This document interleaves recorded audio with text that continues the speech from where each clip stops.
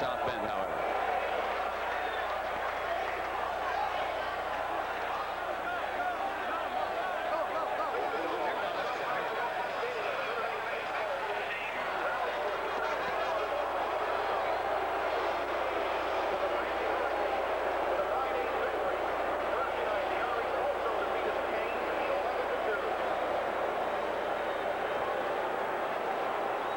Jimmy Johnson, who went to Miami from Oklahoma State and has done an absolutely fabulous job down there. When he checked into his hotel room last night, it was surrounded with Notre Dame memorabilia. And for more on what happened as they were leaving the field, let's check in with John Dockery. John, what triggered it and how ugly was that incident? Brent, it got fairly ugly. It wasn't just a pushing and shoving match. The police, as you said, had to use their billy clubs to force Miami back into the locker room. And behind me right now, Notre Dame is in their locker room, alone with their thoughts, perhaps thinking of some of the bygone legends like the Bertellis and the Lujaks and the Harts and the Hornings. And they will leave by this narrow hallway, perhaps thinking of a national championship, something they haven't done in over a decade. And each player will touch this sign, play like a champion today. And that's exactly what they'll have to do to beat this talented Miami Hurricane club. And here they are.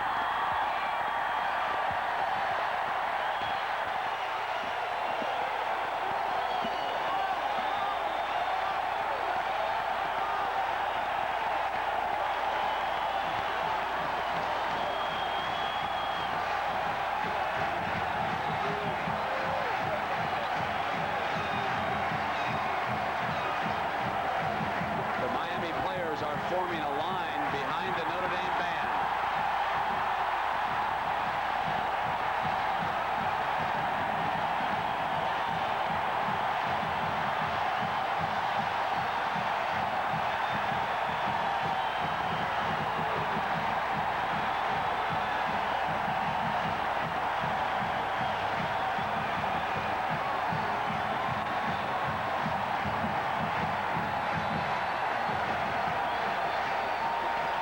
So it'll be Lou Holtz and the Fighting Irish of Notre Dame against Jimmy Johnson and #1 Miami coming up. CBS Sports presents college football. Live from Notre Dame Stadium in South Bend, Indiana. It's the Miami Hurricanes versus the Fighting Irish of Notre Dame. Today's CFA game is sponsored by GMAC, the official sponsor of America's Dreams. Team Xerox, a world leader in document processing. We document the world. And by the heartbeat of America, today's Chevrolet. From right to left. Notre Dame will have it at their back. They won the flip. They elected to defer. So Billy Hackett will kick it off for the Irish. And Miami will return, and they will be moving into that rather gusting wind right now. Spencer and Hill are the deep men. Randall Hill, number 3, near the right side of your screen. And Darrell Spencer returns punts and kickoffs. And the final instructions here for the officiating crew. Pressure on the players as well as the officials coming into this game. We have a split crew here this afternoon. The referee is Bill McDonald.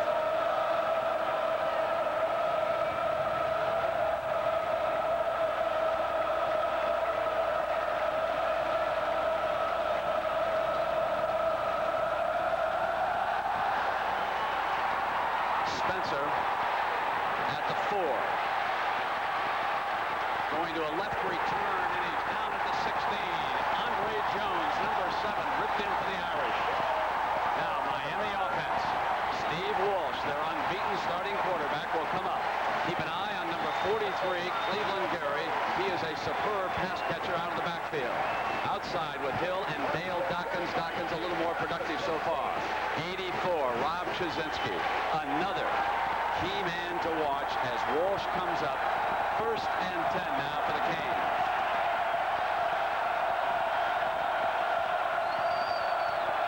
They will throw on 1st down. No pressure. Complete. 34 to Randall Hill on 1st down, and down it goes. He dropped the ball. Yeah, that ball should have been caught, but Randall Hill did drop it.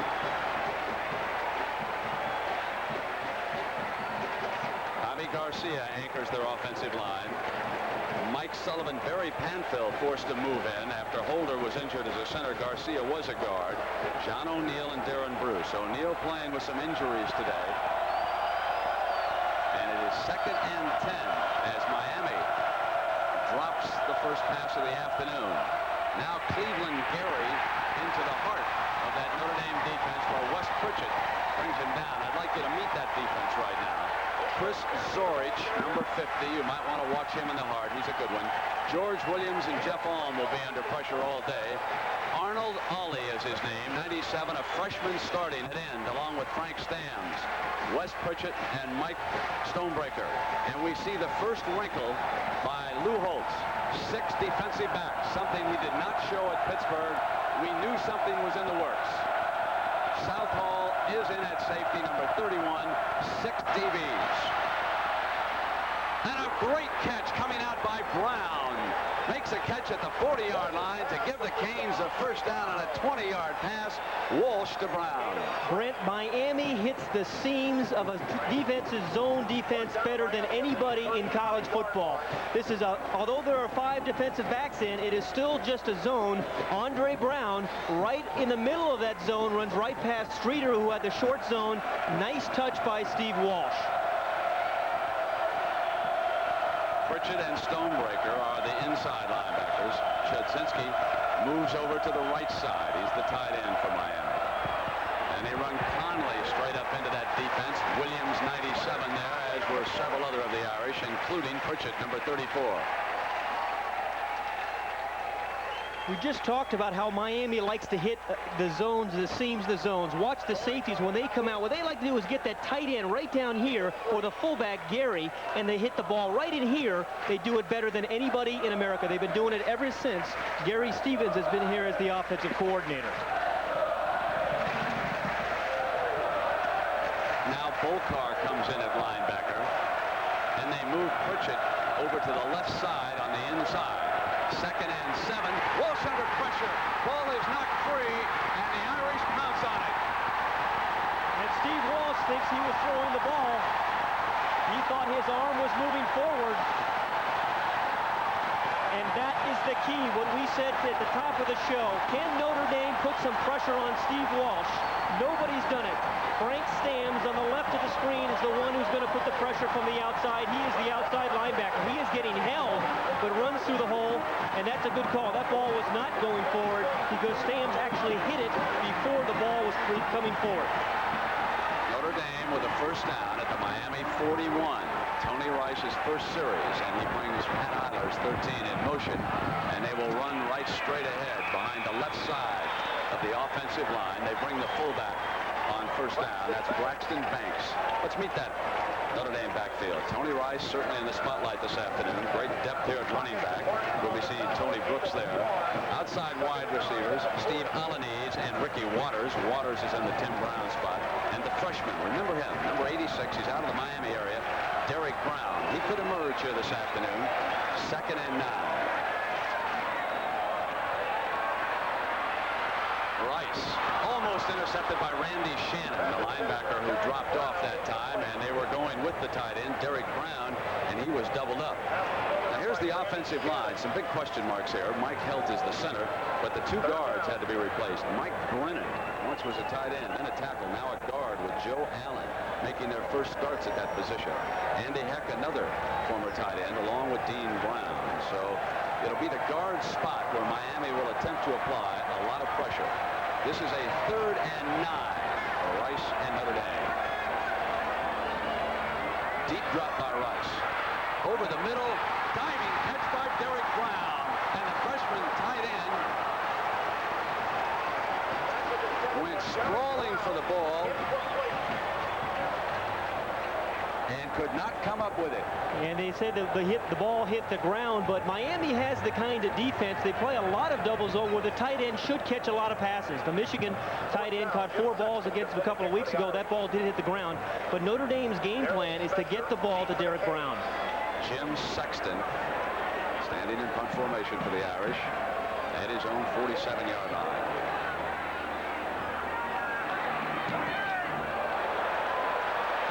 Spencer bluffs the fair catch, and it goes into the end zone. Todd Light had a shot at it at about the 1-yard line, but the ball took a high hop. Goes on in, so it'll be Miami's second possession. They'll be coming out on the 20 when you return. From the moment you create a document, Frank Stams out of Akron came to Notre Dame a fullback. Now a linebacker. We asked him about applying pressure on Steve Walsh. He sees his receiver and he lets go of the ball. He doesn't like to take a sack.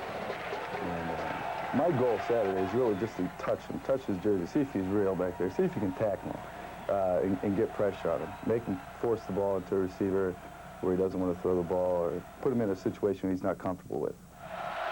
Forcing a fumble, the Irish could not convert, and Walsh to throw again on first down. Complete, working the sideline to Dale Dawkins, number 11.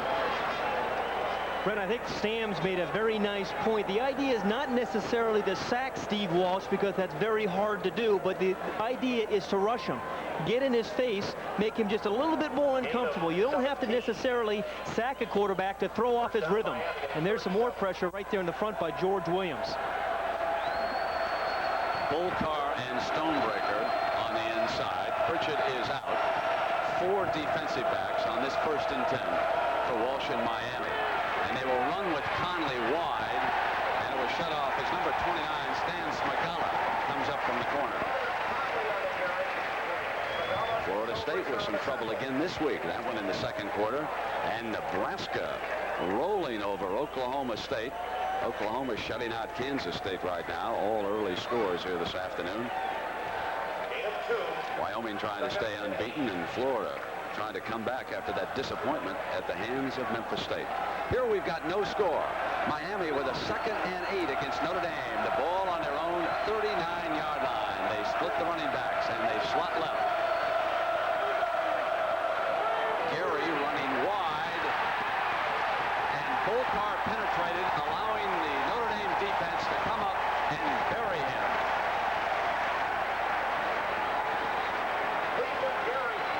Brent, although Gary was stuffed there by Arnold Ali, right there, number 97, he is the freshman out of Carson, California. Miami gets more production out of the fullback than any team, I think, in America, because they are not afraid to give him the ball. Most teams give the fullback the ball once every papal election, but not Miami. They incorporate him very much in their game plan as a receiver and as a runner. Now it's Andre Jones as the Irish continue to make late substitution on defense. They continue to shift that defense, somewhat like an NFL team. They go to the blitz, safety blitz. They hit the hot receiver, Cleveland Gary coming out. First down, what Miami does so well. They counter with a hot receiver, just like an NFL team, and that is a 13-yard gain and a 1st and 10. That's what makes this offense so lethal. And Brent, Steve Walsh can hit you just as much, beat you with his mind just as much as his arm. Watch, this is Streeter coming on the blitz. Walsh reads that and hits Gary as he slips out of the backfield. Now he is a hot receiver. No one's there to pick up Cleveland Gary, and it's a beautiful read and throw by Walsh. No one does it any better in college. It's a terrific play. Pritchett is back on the inside. Walsh changing the call at midfield. He'll throw on 1st and down. No pressure, and the ball was not held by Conley.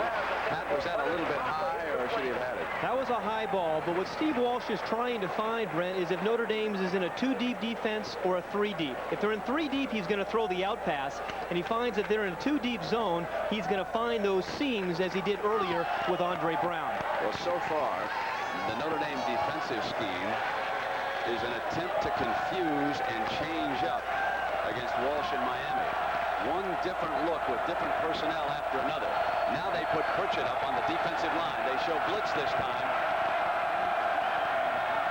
Stonebreaker backing out a step. Now Pritchett comes back out, and they drop off at the last instant.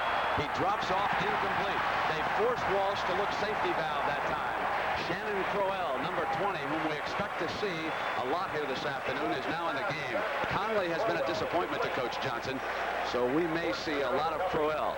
The defense is how confusing right now. Well, it's a very good point, because the Miami team thought, watching films of Notre Dame the last few weeks, that they were very vanilla on defense. They thought they could get a very good pre-snap read on this Notre Dame defense, but they've come out and changed that plan considerably, using an awful lot of nickel and substitution. I think it's obvious now that Lou Holtz and Notre Dame saved this defensive package for this game. They have worked on it, and they did not show it to Pittsburgh. Now they show a six-man front again, drop two out of quickly, and they get to Walsh. Incomplete. He was throwing that time, but Frank Stamms again applied the pressure.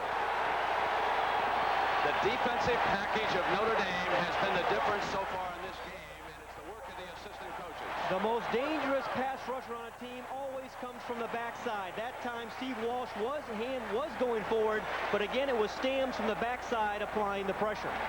Tim Kalal to punt for Miami, and Ricky Waters, dangerous return man, standing back on the Notre Dame 15-yard line. They almost get through on it. He hangs it high. Waters is going to let it bounce. It's a bad short punt. Notre Dame will have the ball at the 25-yard line, 1st and 10. A 25-yard punt. Tony Rice and the Irish come back with the offense, and you return in just a moment. You had fun last Monday. Wait till you see who... New York, here's how Nebraska's clobbering Oklahoma State early. On the ground, the Huskers 4 carries, 154 yards. Ken Clark with 2 TDs. 9 minutes left in the first quarter. It's already 21-0. Back to South Bend. All right, Jim, and here in South Bend, we have no score. We have 9.5 minutes left in the first quarter. And the Miami defense, so successful during this decade, out on the field again. Tony Rice may go to the option attack, may try to put some pressure on the outside of this defense. Let's see. We'll send Eilers in motion early. They'll toss, and it will run Tony Brooks wide, and I mean Miami was ready. It's hard to make a living when you run against this defense, and here are the fellas who headed up. What a year Russell Maryland, who's out of the Chicago area, number 67. They move Shane Curry to tackle. That allows Greg Mark, 94, to go outside. Bill Hawkins, you know about him. He's a fine one. Bernard Clark stood so tall in the middle in the Orange Bowl. Outside, folks, you want to watch 2 great ones, 22 and 91. 22, Randy Shannon, is perhaps the most underrated linebacker in America today. Rod Carter will play in the NFL someday.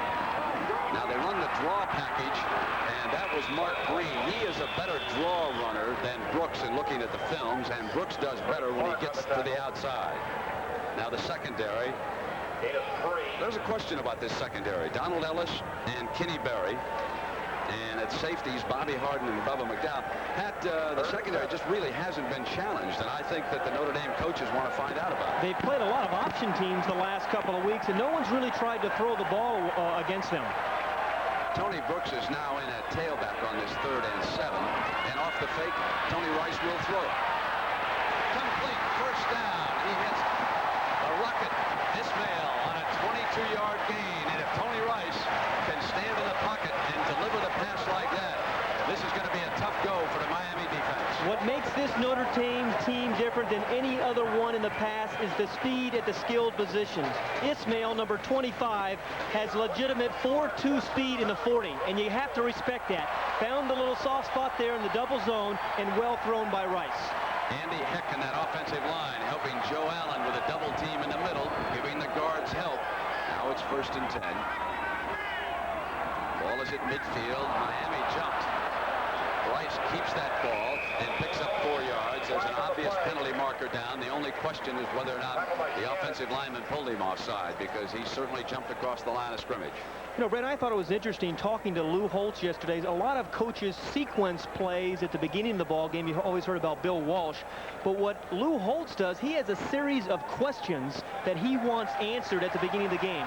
He will come out in different formations. He'll run screens, he'll run option plays, he'll throw the ball downfield, and he checks those questions off as the game goes on, and then he makes adjustments. He's one of the best adjustment coaches in college football. Well, now the Irish get the 5-yard penalty against Miami, and the ball will be spotted on the 45. It is 1st and 5. Ismail, who has legitimate 4.3 speed, coming to the left. Eilers, the slot man for Notre Dame. 4-3 that they feature. Rice keeping it on the option. He will be stopped short of the first down. Pat, talk to me about Tony Rice's decision-making as an option quarterback and what Jimmy Johnson feels he's accomplished in a year. Well, they feel that he is much more confident and much more dangerous on the corner of the defense when he runs the option. Last year, he was remember, he was a sophomore, but he had to sit out his freshman year. So last year was his first year, was tentative on the corner of the defense. This year, he's not, making quicker decisions and cutting upfield. Second and short, I've seen Holtz go long at Minnesota in this situation. Your base 4-3 by Miami. They'll run the draw with Green, and he struggled for that first down, but he may have been stopped short, and we've got another penalty marker down. The side judge is throwing it here on the near side at the 40-yard line. The preliminary indication is going to go against Notre Dame. Illegal procedure. Illegal motion. One of the questions that we're looking to get answered early in the game was, could Tony Rice complete some passes? We've seen him do that here in the first part of the game, and that is critical because this Miami defense is very tough to run against consistently. Illegal motion. Offense. 5 yards. The ball is short of a first down. Miami will take the penalty. Brent, those kind of penalties against a team that doesn't throw the ball particularly well are even more telling, more difficult. You see what he's done the last 3 games. He has really come on, and Lou Holtz has worked an awful lot of overtime with Tony Rice. Second and 6 for Rice and Notre Dame. The pitch at the last moment to Brooks. Brooks battling, and he may be inches short. Let's see where they spot the ball. That's going to be short of the first down. This will make it third and short. Bubba McDowell, who has replaced the great Benny Blades as that safety man, coming up to stop him short. And you could see the pressure that the Miami defense got on the outside that time. There were 3 defenders forcing Rice to pitch it out. Third and 1. The wishbone or full house look now by the Irish. Miami pressing. First down and more as Banks carries a defender out of bounds inside the 30. What a burst by the left side of that offensive line. That's a 13-yard gain.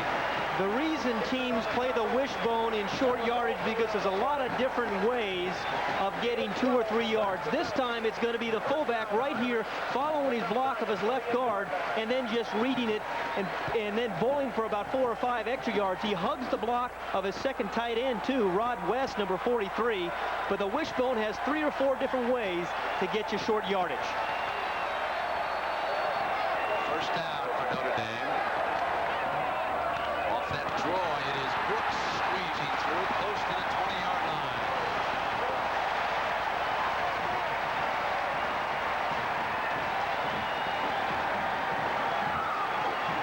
Brent, you mentioned how important the guards were for Notre Dame. Joe Allen and Mike Brennan. Watch how they get out in front of Tony Brooks right there. When you have a couple of big bodies like that out in front of a tailback who weighs 218, you have a chance to pick up some yards. Now Miami needs a big defensive play here. The base 4-3. And they hammer with Anthony Johnson. And in the middle of that pile, the middle linebacker Clark and also the defensive tackles were in there, stuffing the Irish just short of that first down. And Jimmy Johnson has to be concerned. I don't think he anticipated Notre Dame having much success running the ball against this 4-3 defense of Miami. Most teams in college don't run 4-3s, but they like to put big old guys who are converted linebackers in down lineman position and get them upfield. That's why they've been so good. Another thing Notre Dame is doing now, keeping the clock moving. A ball control game keeps it out of Steve Walsh's hands. You want a low-scoring game, apparently, if you're going to have any success against these talented Hurricanes. Michigan got into a shootout. I'll tell you, those of you who watched that game, that was absolutely remarkable, wasn't it? That was one of the great comebacks in the history of college football. But what absolutely stunned me was the fact that Miami did that against Bo Schembechler without using a single timeout. They were down 30-14 with 5.5 minutes to go. They win the game, and they had all 3 of their timeouts. Absolutely remarkable. Now they show a This will be 3rd and short against this wishbone for the Hurricanes. Maryland right down in the middle of things. They add a defensive tackle here. Rice checking off at the line against this stacked defense. Now Shannon moves up in a hole. Rice keeping it, cuts back for the first down. Brent, earlier we talked about the wishbone in short yardage situations. More and more teams are doing this. The first time they ran the fullback in a short yardage situation. This time you're going to see the fullback, the fake, and as he cuts it back right up in the hole, this is the second option. There's about 4 different ways to pick up the first down in the wishbone formation. They've used 2 of them thus far. Jimmy Jones playing at defensive tackle alongside Maryland. This is Brooks. It is stuffed up, and he gets all he can. Jimmy Jones, the defensive tackle from Miami, just creamed the offensive lineman in front of him and ran him right back into Tony Brooks. Watch Jimmy Jones, who has as much ability as anybody on this very talented defensive front. Runs a 4.6, goes right through Joe Allen, the guard, and just raises havoc, and Brooks has nowhere to go.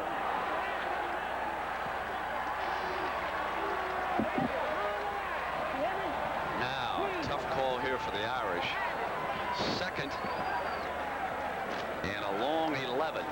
And the ball down just inside Miami's 15.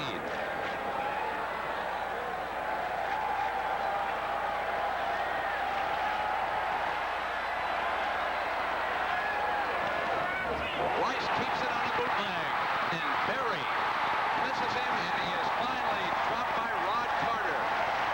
Brett, I'm not so sure that Tony Rice didn't go the wrong way, but nonetheless, he has that kind of athletic ability. He has that kind of ability that can make Notre Dame Stadium look like a sandlot.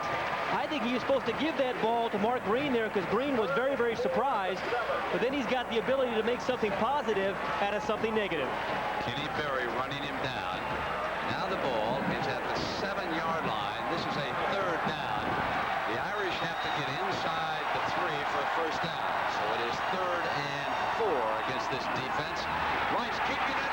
He'll go for the touchdown.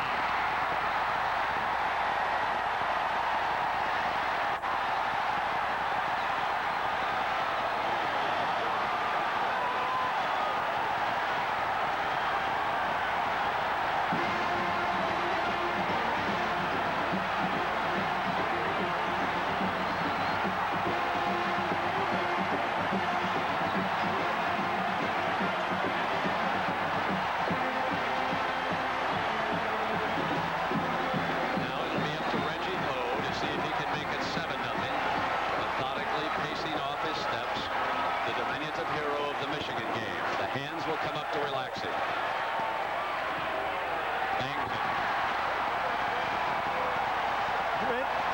What caused this touchdown was the result of some very good blocking on the right side of the offensive line. They kill and knock everybody down inside. And Tony Rice feels that, and then he hugs the block of Tony Brooks, and he gets in the end zone.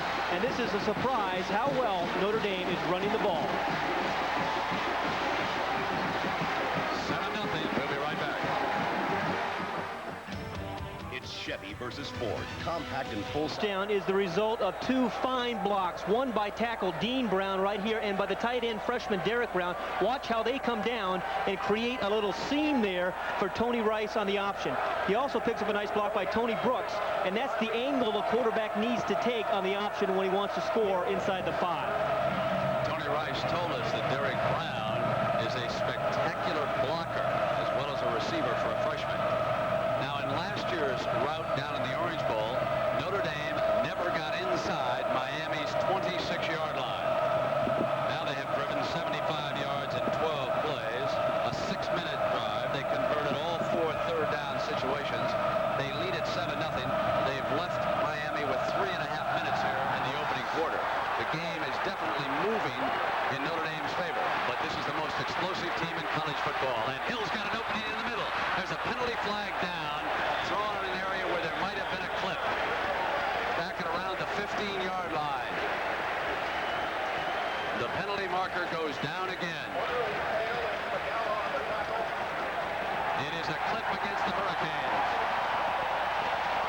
You mentioned how explosive this Miami team is. In 23 scoring drives this year, they've only averaged 7 plays to get on the board.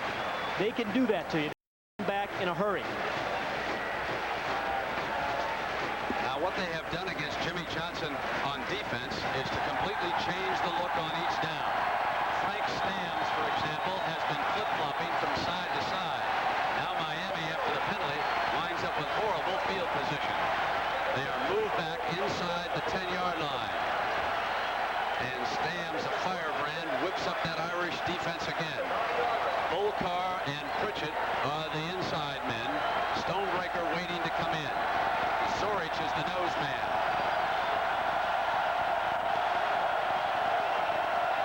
Now Light will go with Dawkins, and they roll the double to the right side.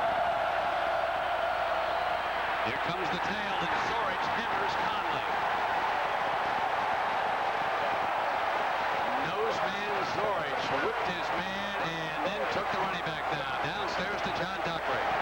I've been using my decibel meter, and for much of this game, it's registered around 110.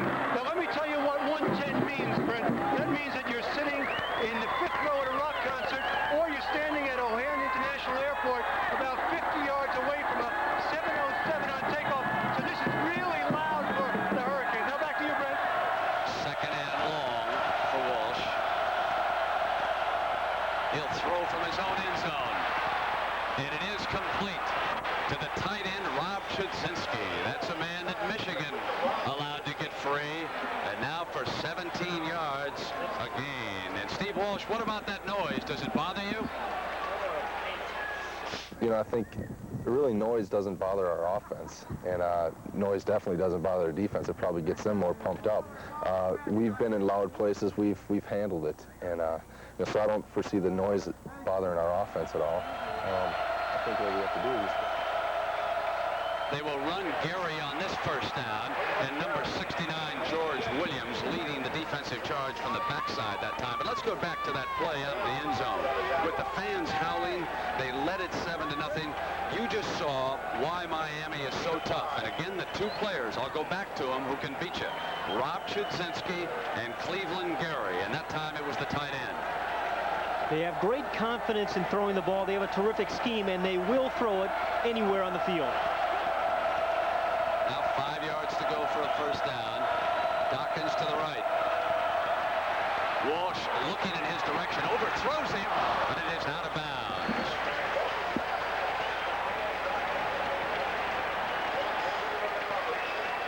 The toughest thing to do, I think, is to teach the quarterback to throw the ball away like Steve Walsh did there, right there. And I think that's because we judge quarterbacks so much by statistics.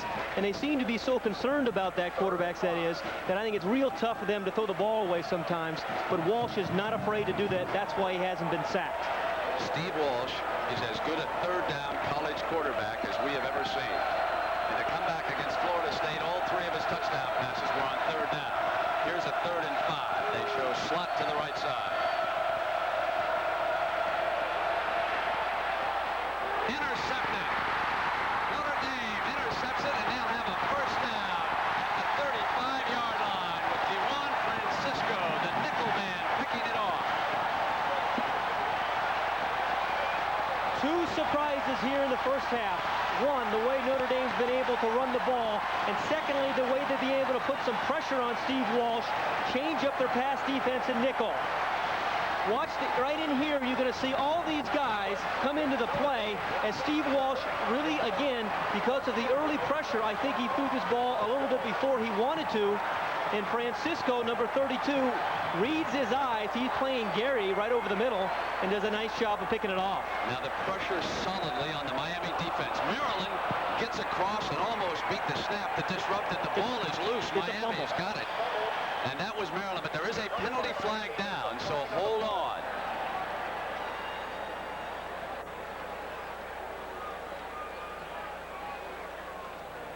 They will sort it out. Bernard Clark wrapped it up, but Maryland really got across. Defensive holding.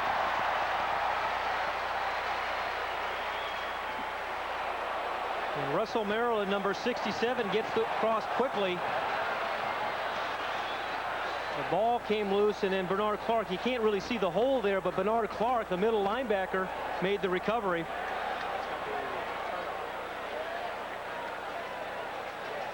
So now the Notre Dame defense coming back out. After that signal, the ball had been turned over. So the penalty after the turnover. That's what happened in that sequence. They signaled defensive holding, but they were already on offense when they held. So it is Miami's ball on the turnover. And Russell, Maryland creating the chaos. Walsh gets a fresh opportunity. Here is Conley getting to the outside. Wes Pritchett over there to help out on the tackle. Wes Pritchett on the tackle. Leonard Conley is a guy that Miami needs to provide some outside punch to their offensive game plan. He's 5'9", 170 pounds, but he's got very good speed to the outside of the defense. He's been a pretty good receiver for them as well, but he is a nice mix between himself and Cleveland Gary, the very powerful fullback. Important part of their outside offense. 2nd and 5. Andre Jones 7 and Frank Stamms are the defensive ends. Walsh off a play fake to buy time, throws to Cleveland Gary. And Gary has a first down before Todd Light brings him down at the 44. That's a gain of 20 yards. Walsh to Gary. Brent, what makes Miami different than most college teams is they use the fullback so much. Now, Cleveland Gary can give you 2 yards on a short run. He is able to get outside, and then he's also able to get downfield. And here he is, right here on the rollout. He finds the seam right in here. He's got a great feel for the game on pass routes. He comes underneath the tight end. Well, good coverage, but well thrown. Conley runs, cuts back on first down. Broke a tackle, but he is brought down at the 40-yard line. When you have a fullback that can give you 2 tough yards, some big plays outside, and can catch the ball like Cleveland Gary can, you've got a fullback that's very, very dangerous. They gain 4 yards on that first down. Leaves it with 2nd and 6.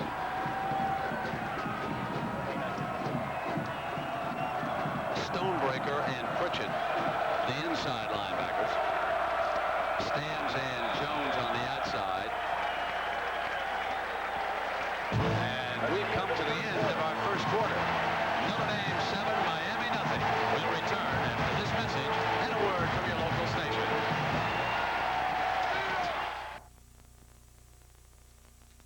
For a big game. Number 1, Miami, unbeaten through 4. The Fighting Irish unbeaten through 5. Notre Dame scored the only touchdown in the first 15 minutes. Now, after a Notre Dame fumbled, Miami has the ball. They have a 2nd down on the Irish 39. They need to get to the Irish 33 for a first down. This is the unbeaten Steve Walsh to Cleveland Gary, and Stamms wrestles him down.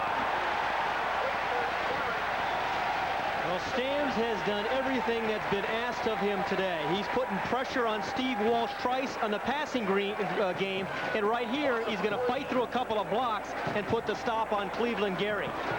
That's a well-played defensive end.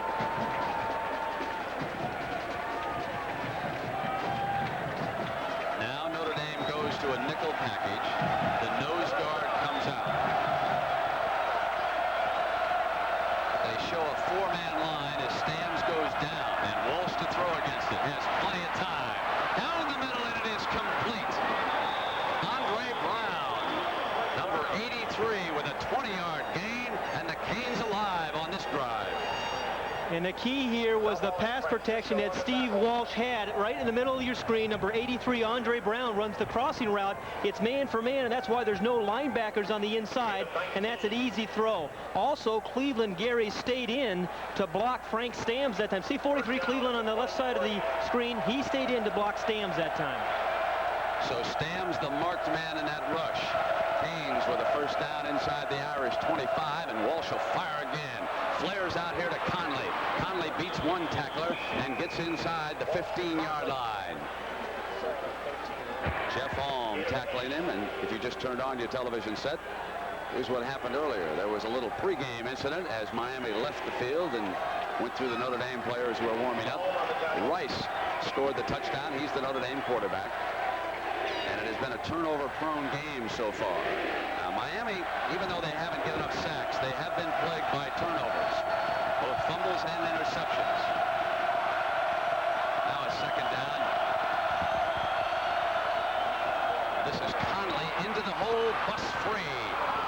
big first down for Miami. They get down to the Notre Dame 7-yard line, and the Hurricanes starting to exert themselves. And a very nice audible there by Steve Walsh. And again, another indication on how he can beat you with his head as well as his arm. He saw some little defensive backs in the center of that defense, and he audibled right there, gave Conley the ball, and they picked up the first down.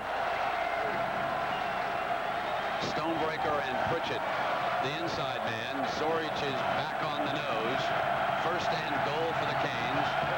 They come up with Gary and Conley behind Walsh. They slot to the right, and Walsh wants to change it again. They'll move Conley up on that wing, and they're going to call a timeout. The 25-second clock was winding down, and rather than take a penalty, Miami uses a timeout, and Walsh goes over to the bench to talk to Jimmy Johnson. So while we've got a break, we'll take one and then return with Notre Dame leading by 7. It's not just a car, it's your freedom. So, a car in good shape? The tight end. And Walsh again barking signals down at the student body section. He will throw here. He's got his man, Andre Brown, and he is short of the goal line. No, they rule it. He's in. Touchdown, Miami. And that's a heads-up play by Andre Brown. All he has to do is get the ball across the plane of the goal line, and that's just what he did. Great effort by Andre Brown, who grew up in the Chicago area, to reach in and score the touchdown for the Canes, who have brought some of their loyalists with them. Quite a few of whom are out of the Chicago area because Jimmy Johnson has recruited some fine football players from just down the freeway. Carlos Huerta of Miami in an attempt here to tie the score at 7.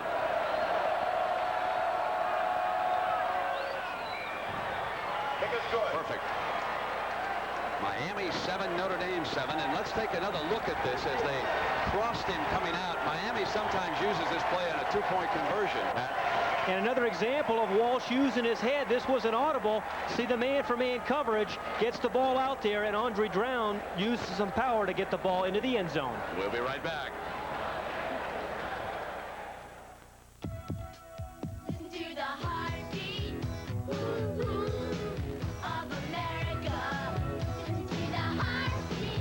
Wrestling with Brown, watch as his foot goes toward the out-of-bounds line. There it is.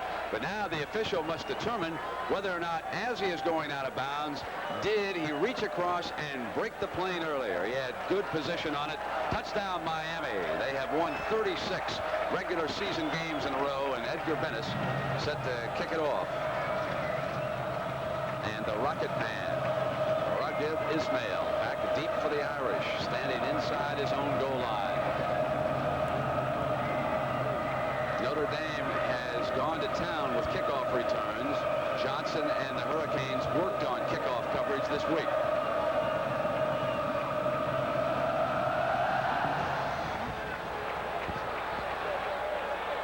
Very deep, and he will down it right there. Coming up tomorrow, we've got the busiest Sunday ever as far as the NFL is concerned. Here are the games. You take a look at them. All the action coming your way tomorrow, and some big ones involving division leaders, long shots, teams that have to climb back in it. We'll start our coverage tomorrow at 12:30. It's a doubleheader. These are the featured attractions late.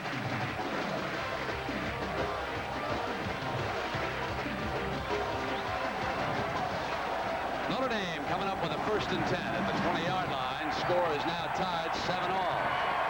Both teams capitalizing on turnovers. Now they run co-captain Mark Green, and he breaks a tackle and gets out to the 26.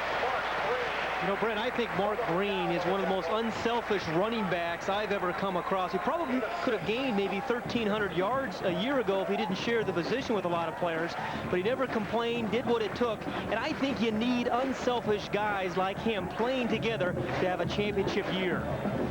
Green now comes out, and the dangerous Tony Brooks, number 40, is in. Miami with that same base 4-3 look that they use all the time. They shift the backers over to the weak side. Now they run the young man, Brooks, who just came into the game, and a penalty marker comes down.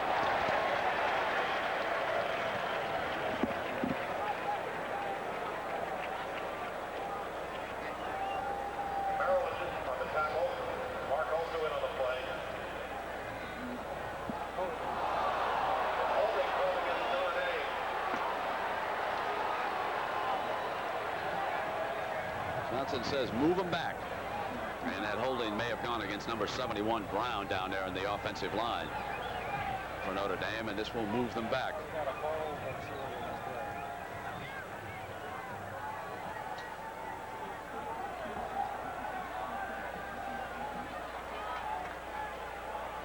There was a large anticipation of possible crowd control problems here. After Notre Dame scored, I think we counted just 2 oranges having been thrown, and that's because the crowd has been warned twice here this afternoon of the possibility of a 15-yard penalty for unsportsmanlike conduct. Now it is second down and about 12. They must get up to their own 30 here, and Rice again pulls out. Has good protection, goes long, overthrows, incomplete. He wanted Ismail, and the ball was thrown high. Very good coverage there by Bubba McDowell, the free safety, but very good pass protection for Tony Rice. And again, Miami plays those 4 down linemen, which is unusual in college football, and they can really get upfield. But the ball was a little bit high for Ismail and well covered by McDowell, the free safety. Back to a point Pat made earlier. For Notre Dame to stay in this, Rice is going to have to complete some balls. He's only 1 of 4 for 22 yards. He's got 13 yards to go for the first down right now. Again, the offensive line gives him time. He goes deep to Ismail down in the middle against McDowell, and he's got it. He falls down at the 25-yard line, or he would have scored. A fabulous catch with Bubba McDowell on him, 57 yards. And Brent, Bubba McDowell just misjudged it. He thought he had it all the way, and it was well covered. But Bubba McDowell thought he was going to intercept it, and Rice is under some pressure by the front 4. Early protection there. He's got a very strong arm, and he's going to get hit after he throws this one by Russell Maryland, number 67. But watch the free safety McDowell. He slows up. He thinks he's going to pick it off, misjudges it, and Ismail just bobbles the ball, and that's why he didn't score. Banks and Brooks are the running backs. Rice keeping it on the option. He gets past Shannon. He broke through the linebackers, and coming from behind, Rod Carter, number 91, the other outside man, finally got all the way over there to make the stop. And that kind of throw and completion there by Tony Rice has got to lift his spirits. He is struggling. What does surprise me, though, in the passing selection is they're not really making him throw the ball very short. He's throwing everything downfield. Clearly, those are more difficult to complete.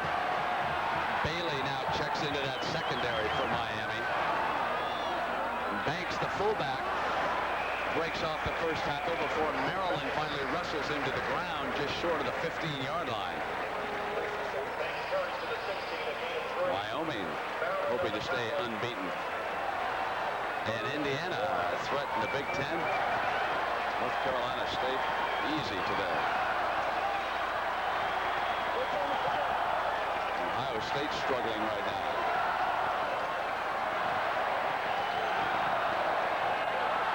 So Ellis and Bailey are the cornerbacks.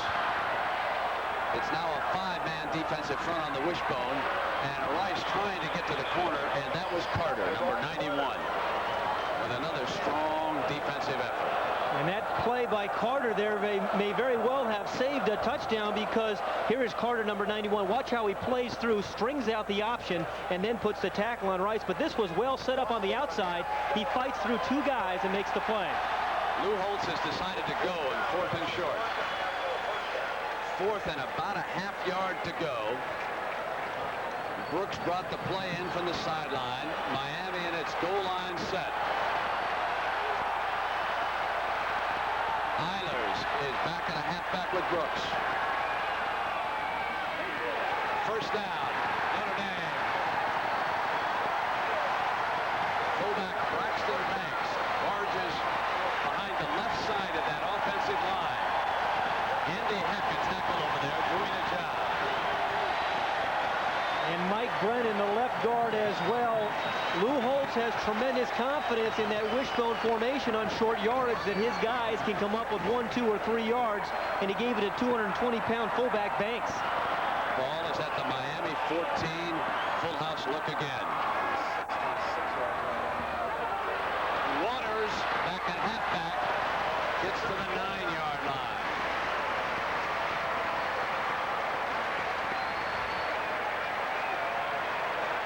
Another nice play by 22, Randy Shannon. He is the other outside linebacker for Miami. In their scheme, they try to force everything to the linebackers in that 4-3. Shannon fights off the block and puts the stop. Well played by Randy Shannon. Second down, and Curry quickly taken out of the game. Now 4 down linemen for Miami.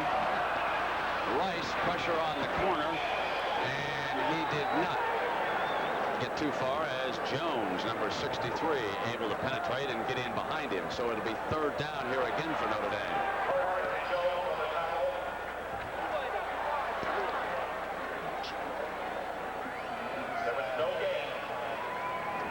That clock continuing to move inside of 8 minutes, keeping the ball out of Miami's hands. This game is going just like Lou Holtz hoped it would.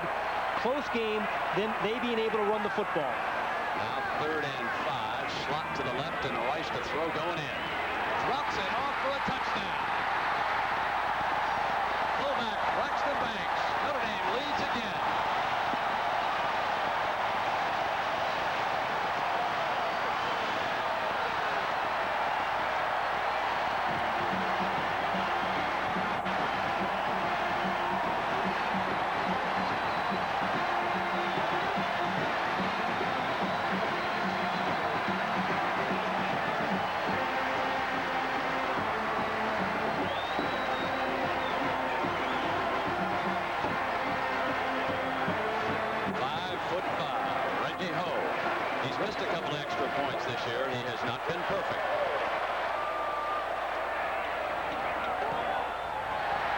This one's good, and it's a 7-point Irish lead.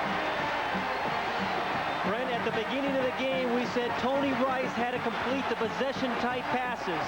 Braxton Banks lines up at fullback, runs a little delay right over the middle, and he's a big fullback with soft hands, and the Irish lead 14-7.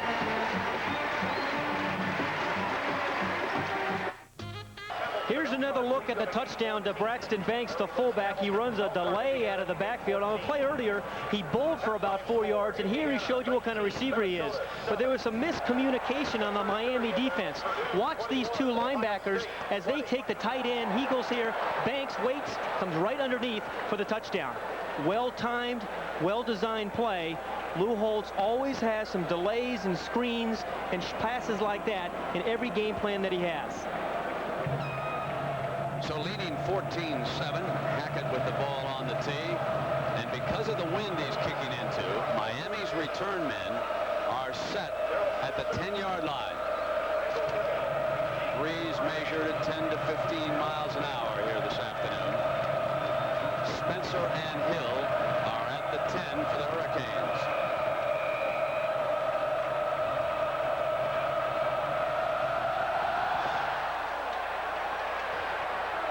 Fields it at the 14. This is Hill. Middle return, and down he goes.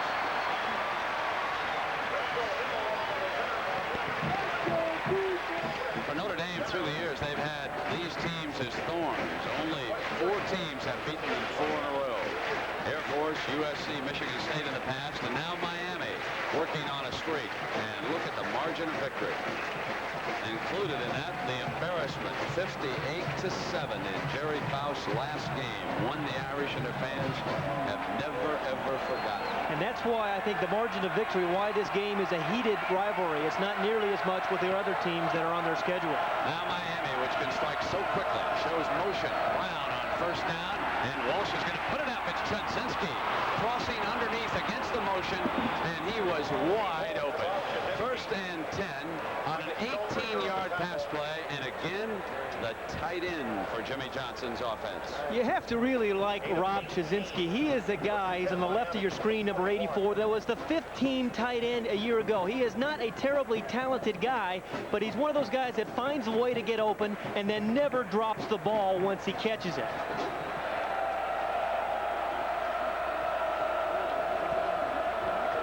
Walsh with the call at the line of scrimmage. Carey straight ahead into the heart of the defense. Talk about what Steve Walsh has done by downs.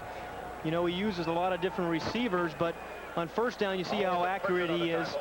Second down, of course, as well. And third down. Third down really has been his specialty over the last year and a half at Miami. He seems to come up with more big plays on third downs, although he did throw the interception there earlier in the game.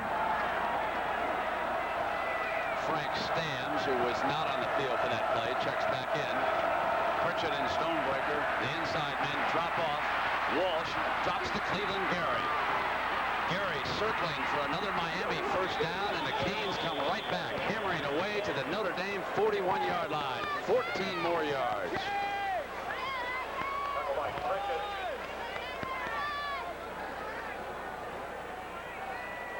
Gary has caught 3 passes for 47 yards here this afternoon.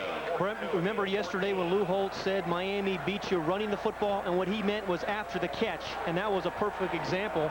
Gary caught about a 4-yard pass and made it into a 15-yard gain because he runs so well after the catch. So Georgia Tech stuns South Carolina today in the big upset. And here Notre Dame leading Miami, but early. Here comes the blitz. They pick it up. Walsh's pass is deflected, intercepted. Terrell will go the distance.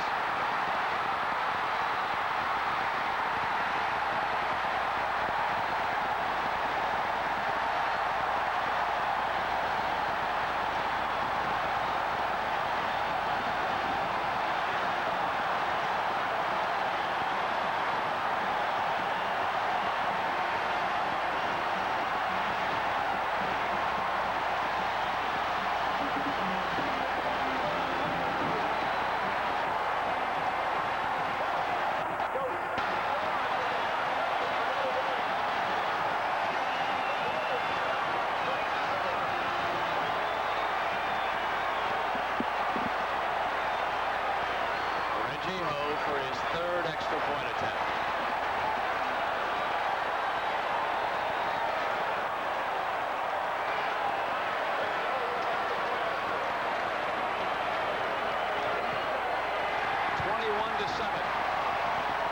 On Pat Terrell's electrifying 60-yard return is Frank Stams, who has played a whale of a game, tips this pass. The left of the screen, Stams down here, and an interception generally starts with a strong pass rush. Stonebreaker comes in. Stams on the left side of the screen, number 30, gets his hands up.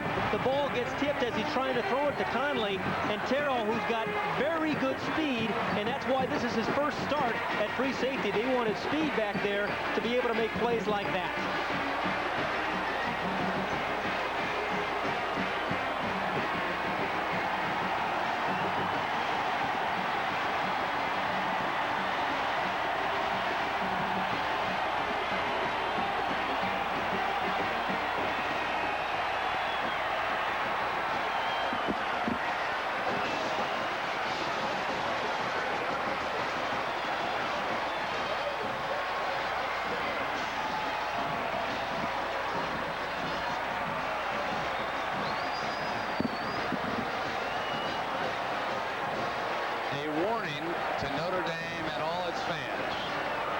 Too soon, folks. I've seen this Miami team perform miracles like the one at Ann Arbor. It's 21-7. Irish lead it. Billy Hackett with the ball on the tee again. And Steve Walsh with the toughest game he's faced yet. He has fumbled once and he has thrown 2 interceptions. As Notre Dame is able to generate pressure on the quarterback like no one has done against the Canes yet this season.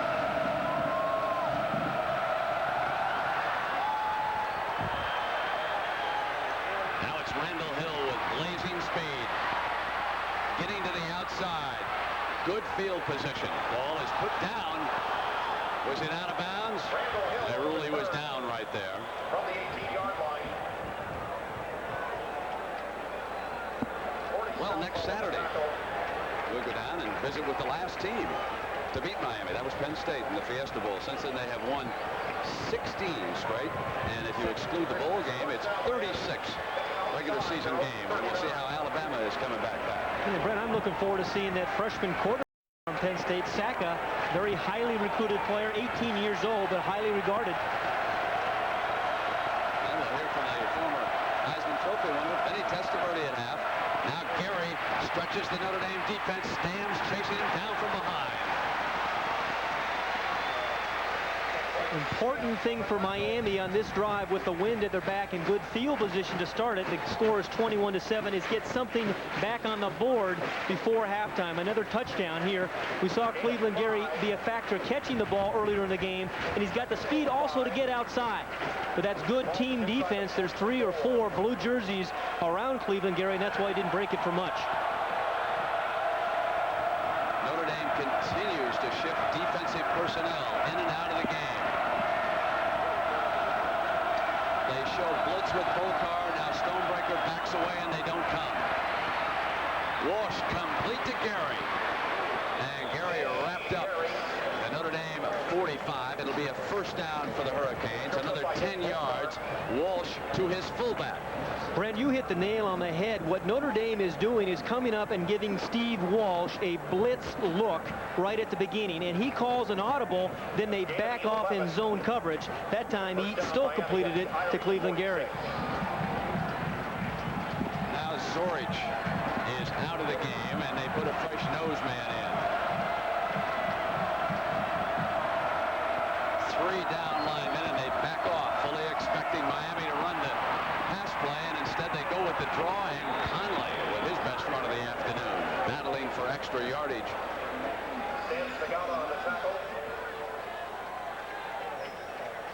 So turnovers have plagued this team this year.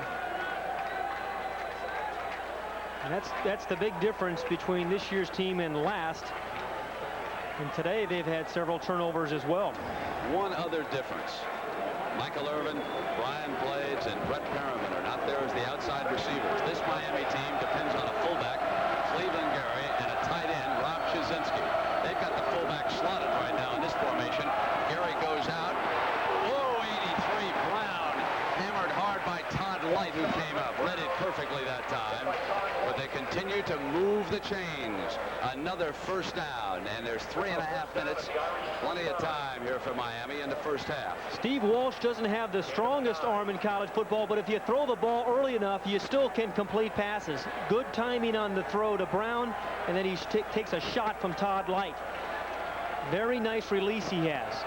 Now Zorich back in at nose, number 50. And Walsh changes the play up at the line. The defense continues to move. They come with the blitz this time. And it's incomplete. He had to hurry because they were coming with the blitz, but he had Gary open for a touchdown. That's the state of mind a quarterback gets in when he sees a blitz. Sometimes you think you have to hurry it even when you're well protected. It was very good for protection there for Steve Walsh. Had plenty of time to throw the ball, but hurried his throw. Watch the blitz come from all the linebackers inside. He hurries the throw, but he's got plenty of time, and Cleveland Gary is wide open for a score. For Miami fans, this is somewhat reminiscent of what Tennessee did. Blitzing different coverages down in that Sugar Bowl game. I'm sure that Vinny Testaverde remembers what I said. Now Walsh pulling out. Has time again. Near side out of bounds. And I mean Smagala made sure he was out of bounds.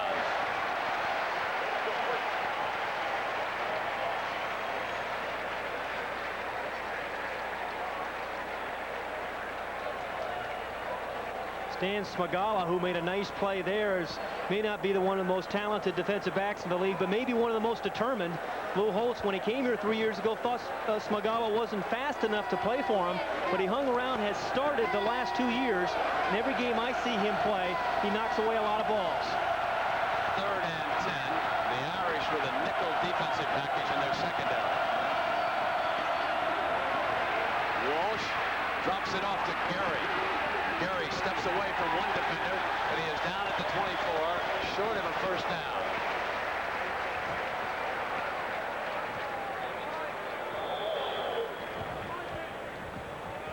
Again, Steve Walsh with pretty good protection once again, even though there are 3 or 4 men rushing him. That was number 97, Ali, the freshman. Cleveland Gary is so dangerous after he catches the ball. You need 2 or 3 guys around him to make sure that he's not going to come up with the extra 20 yards after the catch. Frank Stams, who has not only made 4 tackles, but set up an interception, taken off the field, shaken up, appeared to have suffered a little bit of a head injury. Dizzy there on the sideline. So this is 4th down right now, and they get him out. Scott Kowalski in this defensive set. The young man, 37, had gone in, and Pritchett will come over along with the entire Notre Dame defense. We'll be right back. Too many people think a spark plug's a spark plug. Well, all spark plugs aren't alike. These AC copper core plugs match my car's specs like rounds in a chamber, firing up to 30 times a second for up to 30,000 miles of high revving firepower. Precision AC Delco parts. They don't just fit, they match. Keep your car running the way it was made to run. Now get up to $8.80 back on AC filters and plugs. See your retailer for details. Listen to the heartbeat. Well, of America, my friend. It's the rhythm of the road. It's the pulse on the street. The city of town, magic sound. Oh, the heartbeat of America. We've got a 4th and 5 situation here, and Pat Hayden, what's your feeling about this call by Miami to go for it? I am very surprised that they're going on 4th and 5. If 4th and 1, sure, but with 5 yards, you're going to obviously have to complete a pass. They're thinking must be being down by 14 points. They need to get 7 before halftime, not 3. But I am surprised by the call. They have the wind at their back. I think they should kick a field goal. I don't know. This is a pretty potent offense. They get a first down. They can keep a drive going here. Brown's the slot man. Let's see how it works out. Kowalkowski replaced the injured Stams.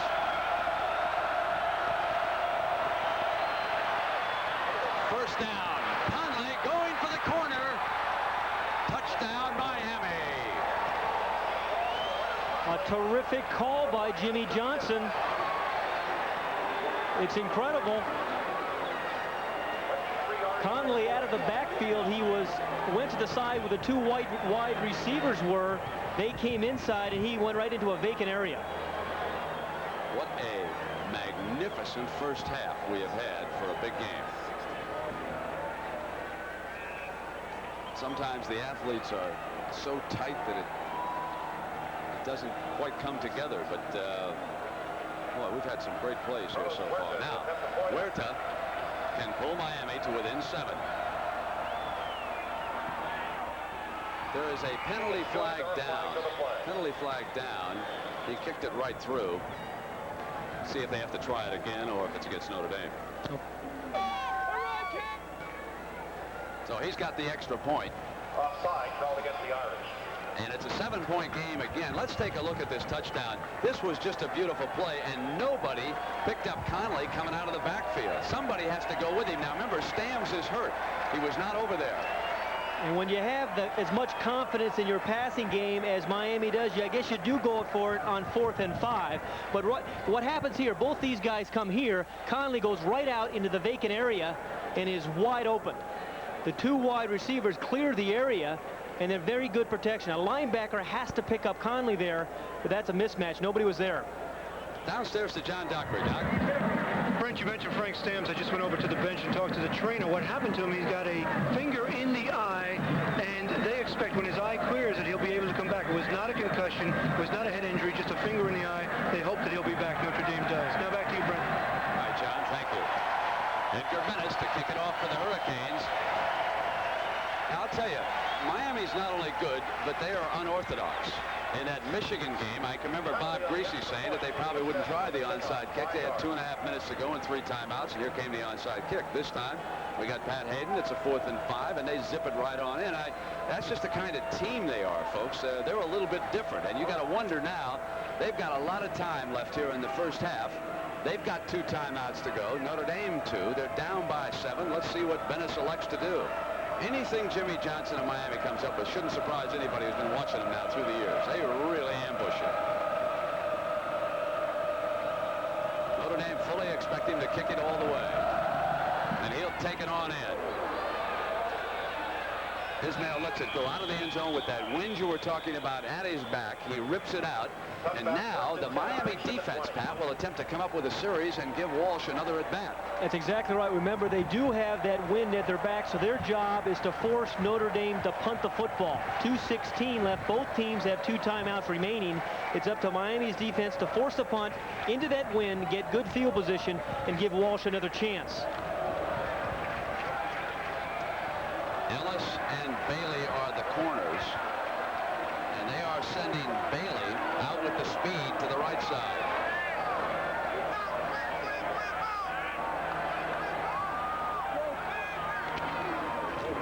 And coming through is Hawkins. Here comes the defense.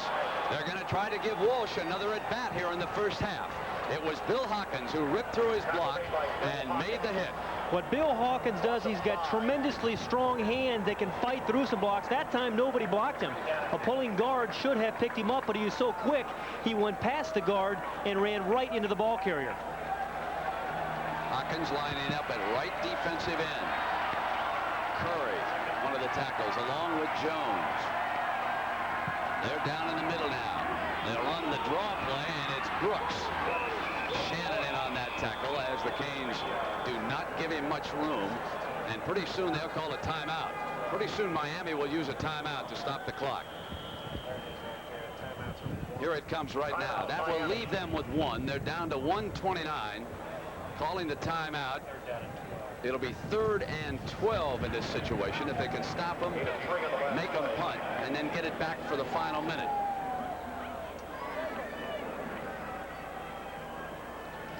Boy, there's so many great names of the past. I'm sure watching this game, a lot of fellas in the NFL played both at Miami and Notre Dame. Memories of, there are 2 of the greats. Tim Brown, nice to see you, Tim, and Vinny Testaverde over there on the right. Boy, Pat, we had some great moments with those 2. They were fabulous college football players. They were sensational to watch. Vinny Testaverde provided us all with some great moments, and Tim Brown right here in this stadium. Remember all those punt returns and kickoff returns we saw? Now, the one thing that I want to remind everybody of is that the Miami assistant coaches are confident that they can block a punt here this afternoon. I haven't quite seen the Miami staff believe that they can get to a punt, and right now would be a terrific situation for them if they get past this 3rd down. Now, this down puts a lot of pressure on Tony Rice. He came through back in his own end zone once. Exactly, and what they may try to do is just throw the ball deep and not risk the interception. Either that or maybe it's some sort of draw play or inside trap. They overload the speed to the right side. They show slot, and Rice rolls in that direction now. He is being chased, and he will not get the first down. Notre Dame will have to punt it away. Miami probably will use its last timeout. They'll stop that clock at 1:16 now, forcing the punt. Timeout Miami. Final timeout. 0/2. And while we have a moment, let's take a look at these 2 fine schools, Notre Dame and Miami.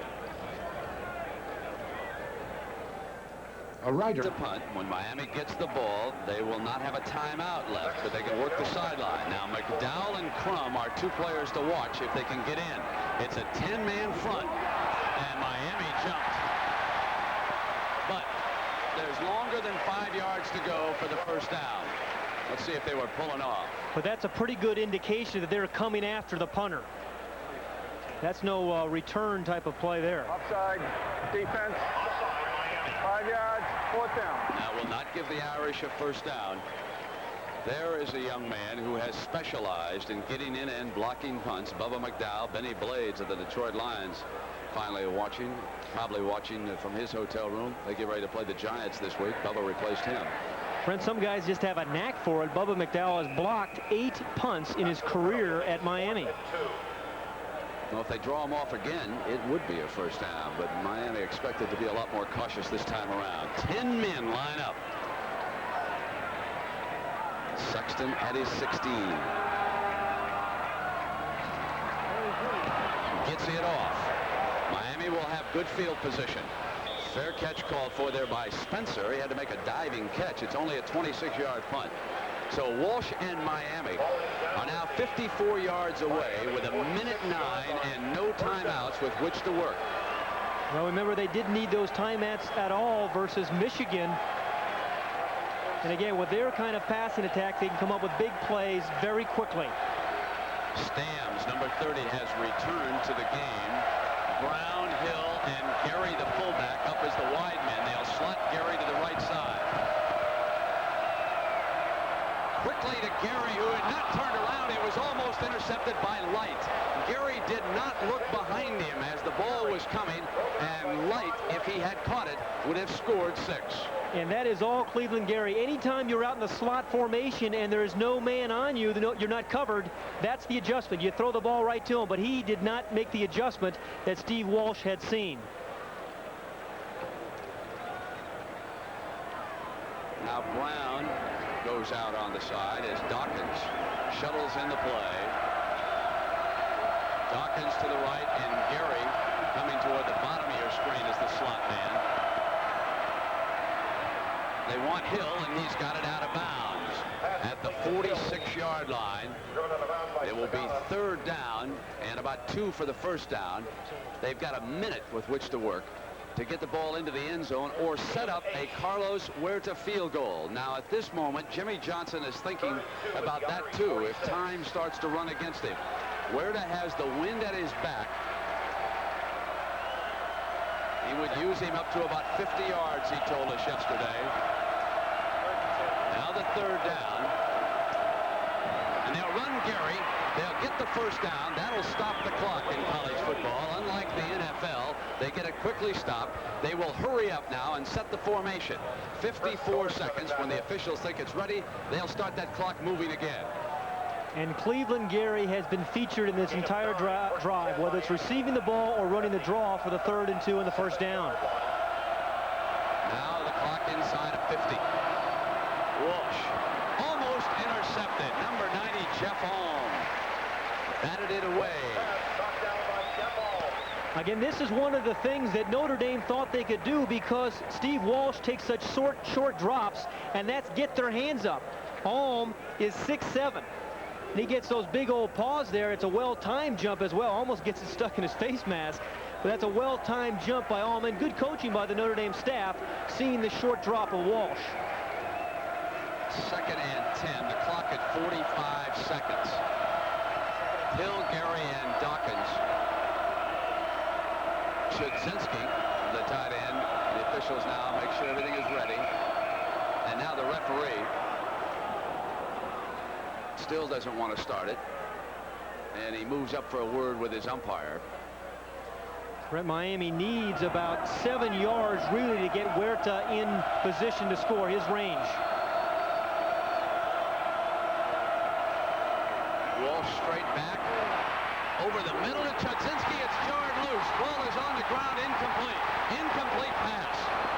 He did not have possession. That's the ruling. And Chudzinski is hurt as he took a shot to the ribs by Michael Stonebreaker.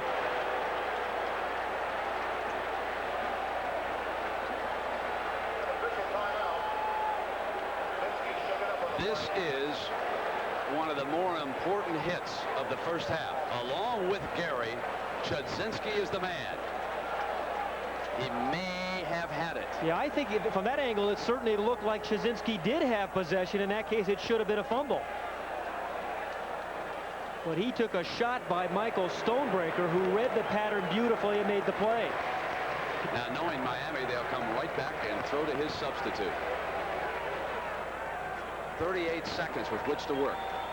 They want to get Huerta into field goal range. They're out of timeouts. They have to be careful throwing into the middle of the field right now with the clock moving. They show a slot formation. Down to the middle, and it is complete at the 15-yard line to Andre Brown. Same pass he caught earlier versus that double zone. They hit the seam of the defense down the middle like no one does in college. So Andre Brown off the bench with the play. He's the receiver that time for 22 yards. Now 31 seconds with which to work. And they can take a shot at a touchdown. Walsh pulls it out.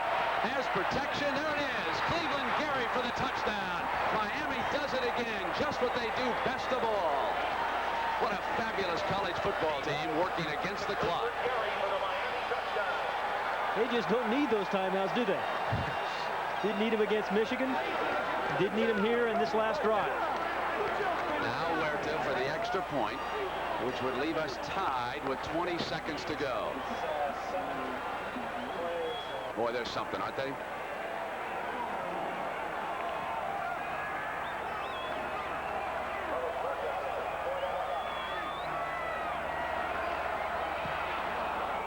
Got it in. Had to hesitate a little bit while the ball was being put down perfectly for him. And then Carlos Huerta ties it. Watch the slot receiver there. He fools the freshman linebacker, Ali, number 97, who really should be running with Gary, number 43. That's what happens sometimes when you have an 18-year-old freshman playing in a big game like this. But again, take a look behind the offense. At the right of the screen, number 97, Ali, is the linebacker who should be covering Gary. But he takes the wide receiver inside. That leaves Gary wide open. And again, a very, very impressive drive by Steve Walsh with no timeouts. Hate to be a broken record, but at the top of the broadcast, we said the two players that Miami will go to in the clutch. They did it against Michigan. They've done it here today. Chudzinski and now Gary. Cleveland Gary, who transferred from Georgia, was hoping to become the next Herschel Walker at Georgia, but instead is emerging as the first Cleveland Gary at Miami. Has caught 7 passes for 88 yards and 1 touchdown. And Miami trailing by 14, just like that comes back. 21 all. 20 seconds left on the clock. The Irish have a pair of timeouts with which to work. Let's see how they elect to play it. The wind at Huerta's back. He hammered the last one completely out of the end zone.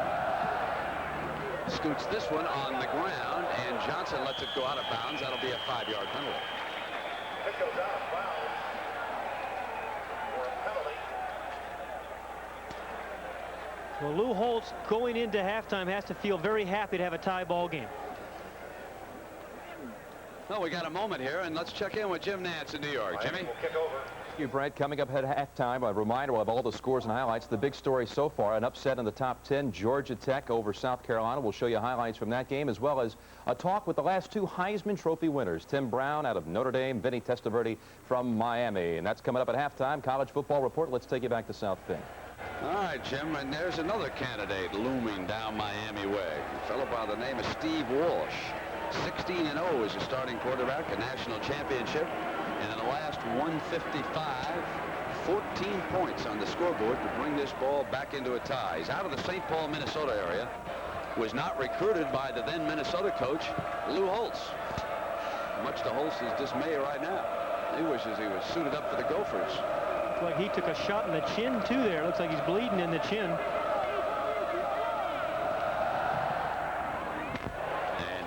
Kickoff man. I think I might have said Huerta. That is Bennis with that short kickoff.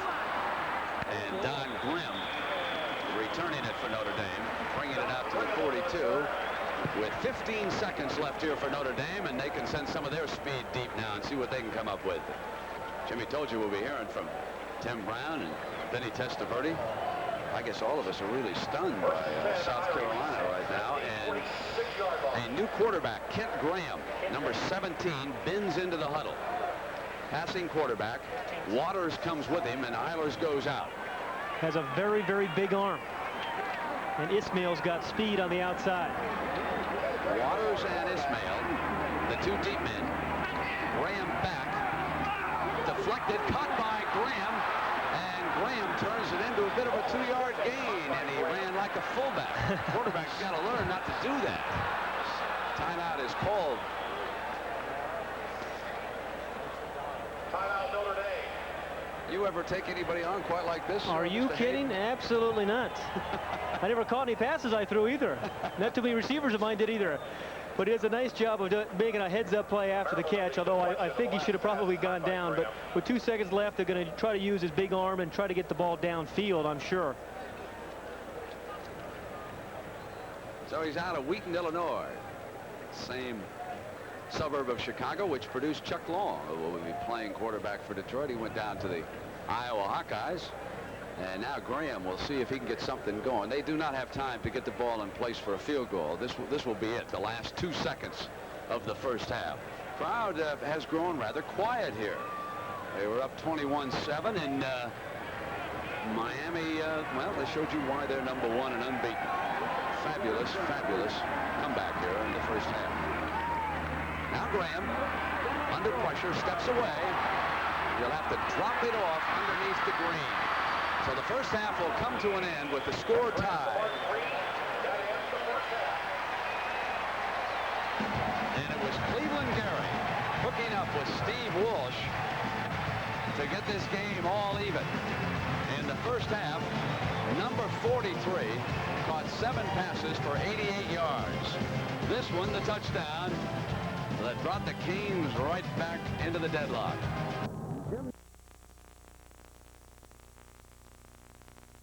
30 minutes of football left. What do we expect here on the part of the Irish? I think what you're going to see is them continue to put pressure on Steve Walsh. We said at the top of the show that was the key. Frank Stamms did it in the first half. That's why the game is tied. Notre Dame was able to run the ball, but a great comeback by Miami late in the first half. And we get ready now for the second half kickoff. Edgar Bennis of the Hurricanes will kick it off. Now Notre Dame will have that wind at their back for the fourth quarter.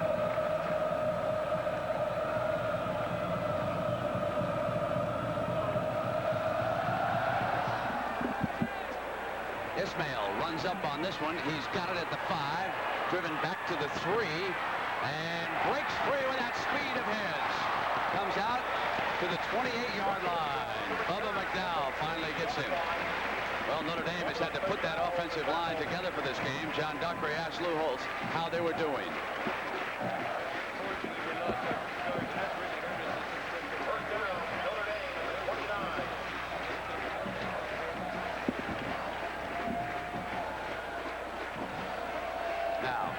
They made a couple of mistakes on fourth down. They let Miami off the hook, and the Hurricanes really shoved it down their throat, tying this one up at 21 all. Lou also told John that the wind in the fourth quarter may wind up being a factor. There is a penalty marker down on first down. Mark Green, the ball carrier for the Irish. And then, again, this is a very important drive for Notre Dame because the first drive of each half, the offense really sets the tone for the entire second half of the game.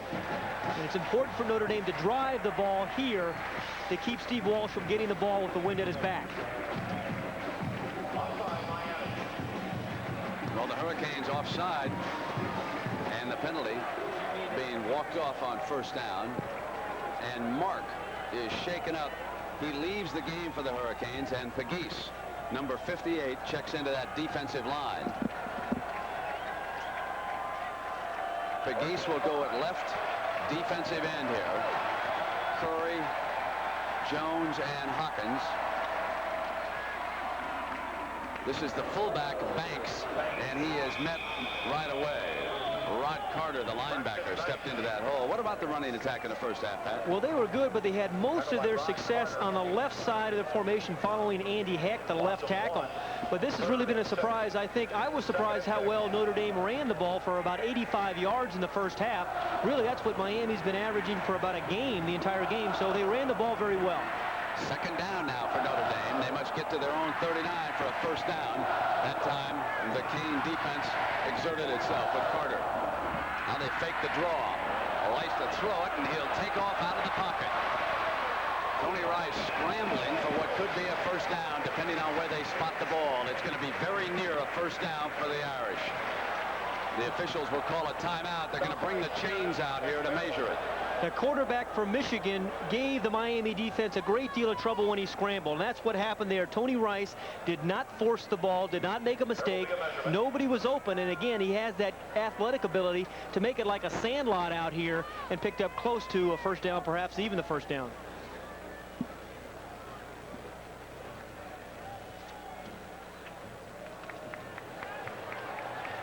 So a first down for Notre Dame on the opening series of the third quarter. Rice has rushed 10 times for 44 yards and a touchdown, and passing, he's 3 of 6 for 88 yards and a touchdown. Ellis, Harden, and Berry back in the game. The fullback again, and Banks not going anywhere. 57, the middle linebacker, Bernard Clark, led the defense that time. He may have squeezed a couple of yards out of it. So it is hard going here in the early moments of the third quarter for that running attack. The Miami defense tightening up in the middle. And right away, that is Bernard Clark's play. He is the middle linebacker on a 4-3 defense. He has anything inside. He reads the guard and finds the fullback. Clark is the man in the middle, standing behind his 4 defensive linemen. Now Rice on a quick roll. Lobs one, bad pass. Diving catch for the interception by McDowell. And that had to be, it was a push by Ismail, number 25, on the defensive back. The referee didn't call anything, but McDowell made the interception. Pat, this is a bad pass. Rice steps over to the left, and he simply throws a lollipop. Nothing on it. He lobbed it, and McDowell with the diving catch. And, Brent, I think it's very hard for an option quarterback to be a good passer because you get hit so much, and it's such a physical position, it's hard to have any touch on the ball. Al Walsh and the Hurricanes. They scored 15 minutes in the closing 2 minutes of the first half. They run on first down, and the Irish defense, nothing going there. Ball pops free. Notre Dame ball. Boy, I'll tell you, Jimmy Johnson should complain about this. I thought that there should have been a whistle that forward progress was stopped. And watch this. It was, his forward progress was stopped right there. And it was number 50, Zorich, first, and then Jeff Alm, number 90, who made the fumble recovery, made him fumble the ball, but his momentum was stopped. All right, nevertheless, the brakes change off. Remember that non-fumble call late in the first half. Now Notre Dame gets a break. See if they can cash in. 1st and 10 on the Canes. Rice to the option. Keeps it himself. You know, the players have been slipping on this grass here today, and before the game down on the field, that is a very thin grass surface here. Let's go back to the summer when they had that severe drought in the Midwest. It is possible that the lack of rain during the months of May and June have left it a little thin right now, and there's been some trouble with the footing. Rice coming through, he slipped here. And it was set up with some very good blocking on the right side. The guys are blocking down. That clears Rice on the corner. On a first down, he kept it again, and boy, I'll tell you, big Mr. Hawkins took him on. And Brent, that's an example of why I think it's hard for an option quarterback to have any touch with the ball. You see how hard he gets hit all the time. Even when he doesn't carry it and he pitches it, he's still going to take a beating. Folks, what Pat Hayden is saying is we're not going to see any wishbone run in the National Football League. You're right, you're right. Bring the pine boxes out for the quarterbacks. Certainly not by Dan Marino. 2nd down now, and 11 yards. They've got to get to the Canes 15 for a first down. The fullback on the draw.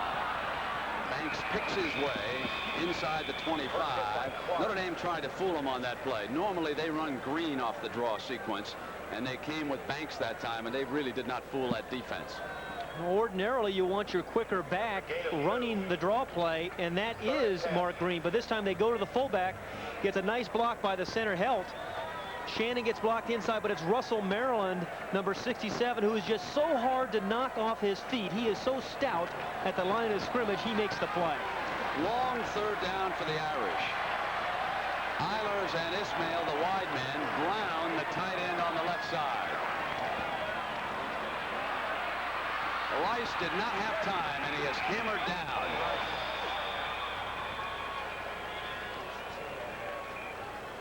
And you have to wonder, going into a win, whether this is the kind of area that Reggie Ho might be able to try a field goal. Again, look at the coverage here by this Miami defense. This is what Tony Rice saw. There's nobody open clearly. You see all 3 wide receivers and the tight end well covered. Nobody's there. They're going to try Billy Hackett, and not Reggie Ho will kick it. It gets a little bit long. It's a 43-yard field goal, so it will be Hackett. Score tied. Blocked. Live ball. And out of bounds. lines. Miami blocks the field goal attempt with you-know-who, number 48, Pat, Bubba McDowell. Again, some guys just have a knack for being able to do it. This is left of your screen. This is the 9th kick or punt that Bubba McDowell has blocked in his career. Came right off the corner. The left wing there, it looks like it's number 66, Andy Heck, has to block 2 men to prevent that, and Bubba McDowell has the speed off the corner to do it. So the score stays 21-all. Notre Dame in Miami, and we'll be right back. There's something new out there. For all of you, the truck for 89. The all-new Toyota 4x2 Extra Cab SR5. Now available V6 power. Real backseat space, and a new look that can only say one thing: Toyota quality. Got it all now. Toyota, who could ask for anything more? It's back. It's going, gone. That's out of here. This and every sunset is brought to you by Michelob, proud sponsors of Night Games.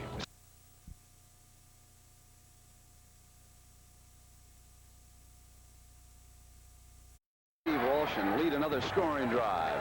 The Canes 21, Notre Dame 21. 10 minutes left in the third quarter. Miami first down at the 40-yard line.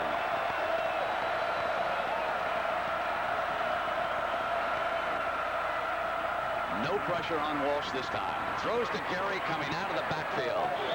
And Light rides him out of bounds on the near side. And it's another 4-yard gain for Miami. Cleveland Gary has been such a weapon for the Hurricanes. You would think an adjustment Notre Dame would make would be to somehow jam him as he comes out of the backfield. He's come out of the backfield time and time again, and he's also lined up in the slot, but not once has the Irish defense tried to jam him, and he's come free an awful lot.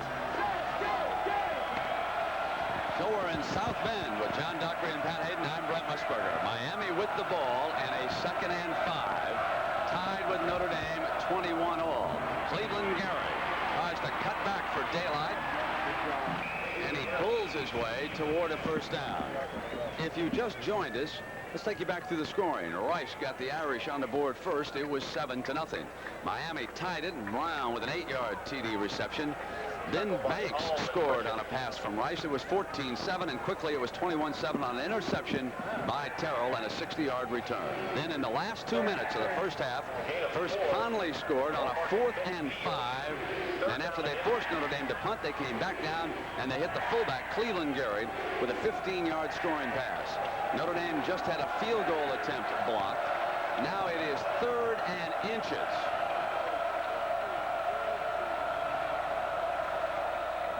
Gary, and he is stopped.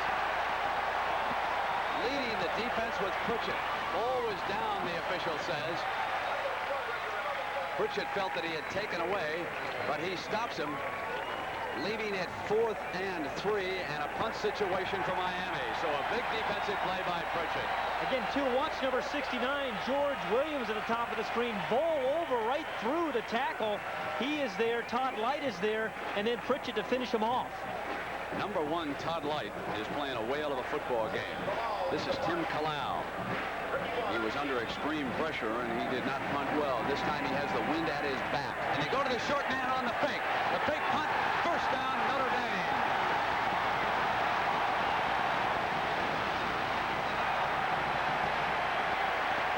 Matt Britton could not pick up the first down.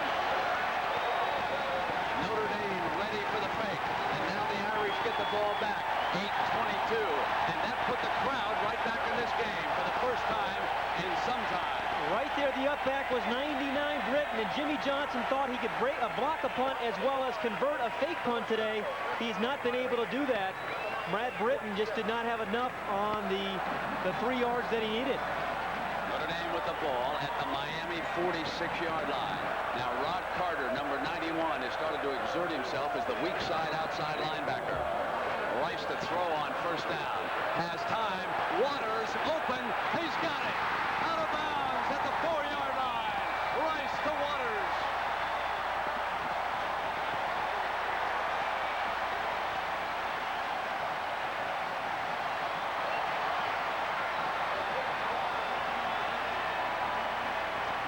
Ricky Waters runs a great corner route, and it's set up by him faking inside to the post. Then he breaks out. And at the top of the show, we said Notre Dame has more speed than they've ever had. Ricky Waters is one of those guys. Beats the corner inside on the fake and then makes the catch. First and goal with the full house. Rod West, number 43, checks into the backfield. Touchdown, Notre Dame! Pat Eilers.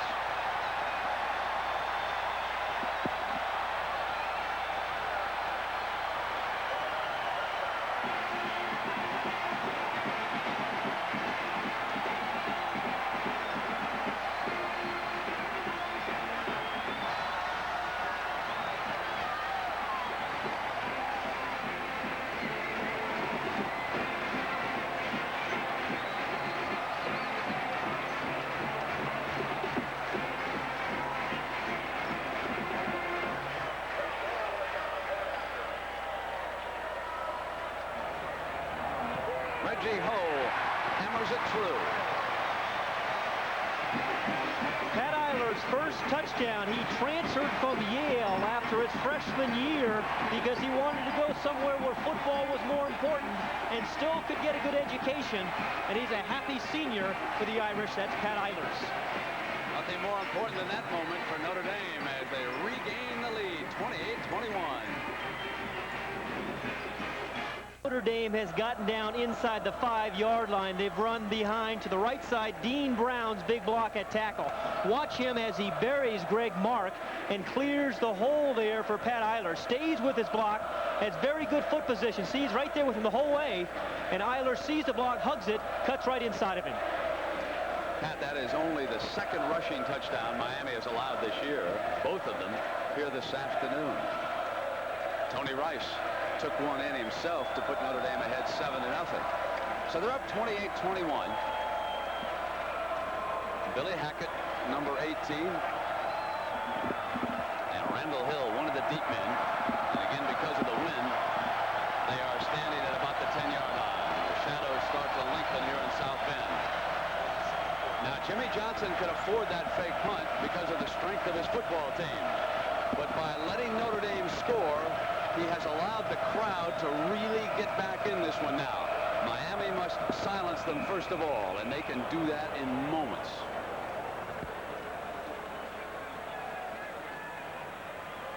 One of the few times a gamble that backfires in his face. Before that, Notre Dame had not taken any scoring advantage of 4 Miami turnovers. They'd had to do it the hard way.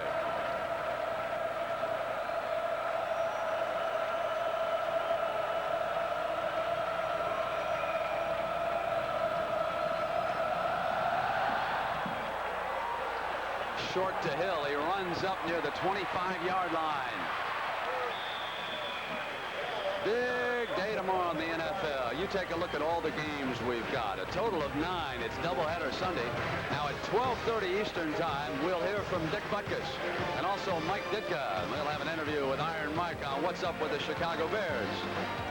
Late games, 49ers and the Rams. I know that Greg Bell of the Rams watching this game, former Notre Dame running back. We'll take a look at Greg Bell. And we'll hear from Will McDonough and Herb Cross. Herb Cross will be out at the Giant Lion game. Shannon Crowell, number 20, into the backfield. Cleveland Gary, the running back.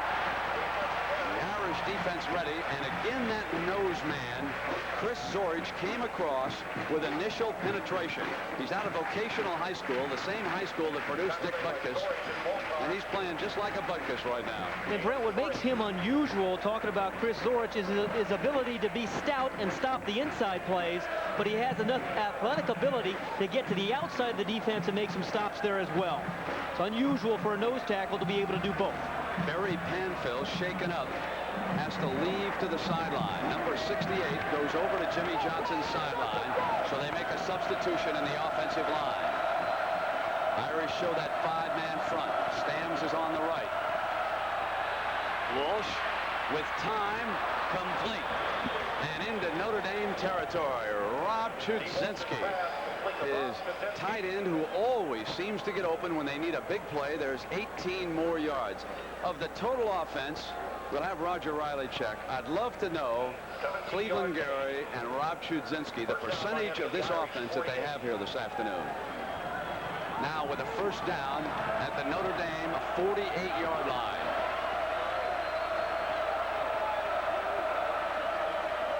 They run the delay with Crowell. Stamms hit him first. And then Zorich is right there to clean up, along with Alm, number 90.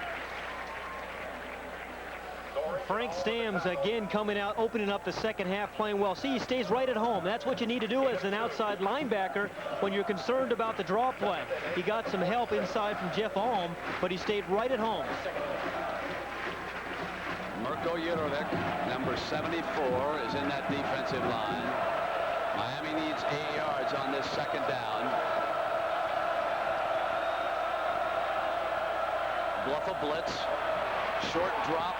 Over the middle, incomplete. He wanted Brown that time. Smagala and Terrell were there. 53% of Miami's total offense. Cleveland Gary and Rob Chudzinski.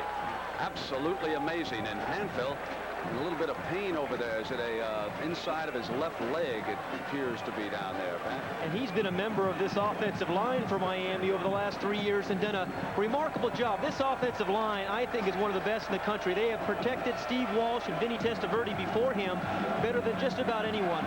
Don't get enough credit, these guys.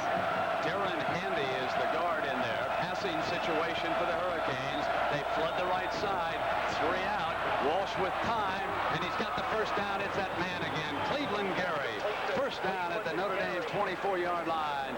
20 more yards for the fullback coming out of the backfield.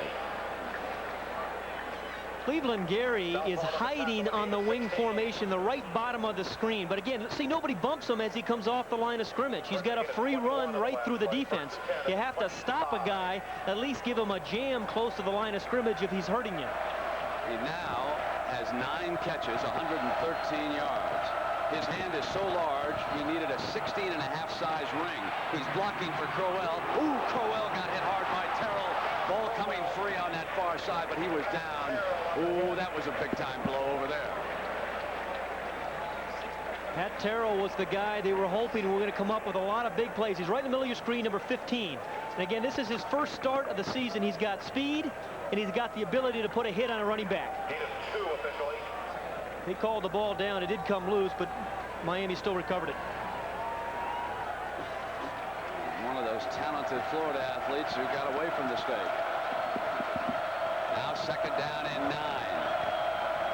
Irish with 5. They come on the blitz, and it's intercepted. Jeff Alm intercepts the ball. The Irish blitz forces Walsh to the short drop.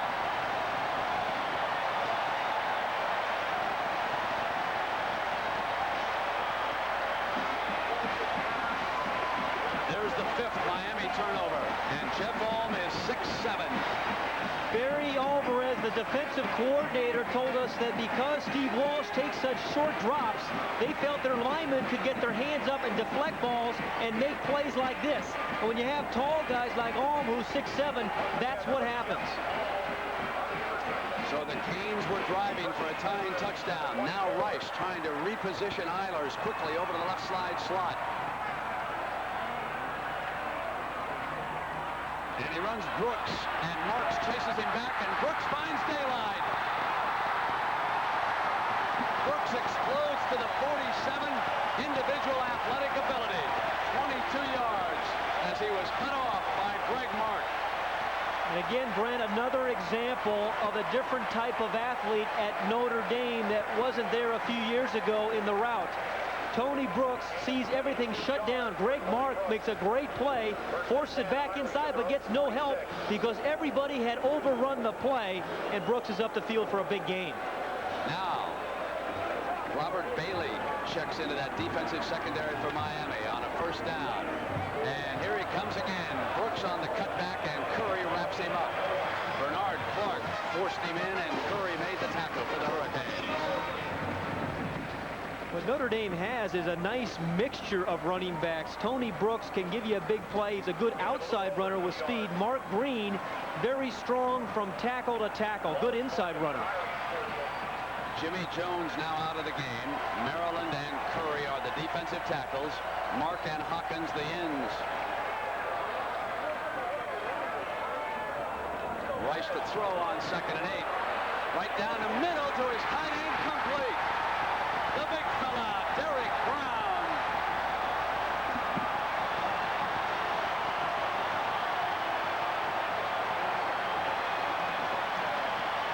Two deep zone. We've seen both teams run this all day long. Again, the tight end, you see these two guys playing back here, he gets right in the seam of the defense, and that is the soft spot. You have to hold the tight end, and nice touch here by Rice, lofting it over the linebacker and in front of the safety. And Bobby Harden, who was a defensive back on that play, number 39, goes off to the side. He was shaken up. Hurley Brown in. And for Miami, Derek Brown is the one who got away. Jimmy Johnson thought he was coming, but he paid a visit to Notre Dame, and he got all wrapped up in the tradition, and here he is. And 3 seasons from now, folks, you'll be looking at an All-American. Derek Brown is one of the most talented freshman tight end to come along in a long, long time. 1st and 10 now for the Irish. Rice on the option. Here's Brooks sliding inside. He explodes inside the 20-yard line. Notre Dame knocking on the door again. And this drive's been a nice mixture of power football, some option football, and we saw the big pass play to Derek Brown, the tight end down the middle. And about their passing attack, Rice has only completed 5 of them, but they're for 31 yards each. Nice block by the fullback, Anthony Johnson, number 22, cleared the way for Tony Brooks. Now Mark Green comes in as the tailback. With 3 yards to go for a 1st down. Miami defense gets back.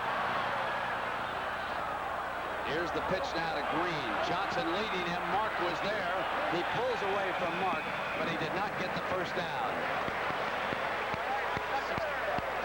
That was Mark Green. Brent, with 2:41 left in the 3rd quarter and Notre Dame driving, this becomes the most important 3rd down defensive play for Miami. They need to stuff them here. Otherwise, Notre Dame drives again, and the crowd really gets involved. Greg Mark was injured earlier in the game. Now he is being helped off again. This a tremendous blow to the defensive line of the Hurricanes. Greg Mark opened the season as a tackle. They moved him outside to give him more running room. He is the one who penetrated and came through first. Now, Green cuts inside, and Mark slides to the ground, unable to hold on. And he leaves because of that leg injury. And Willie Pegues, who was unhappy for the last couple of weeks because he lost his starting job, now can regain it with a strong effort. This is going to be 3rd and very short for Lou Holtz and the Irish. The ball is near the Miami 16-yard line.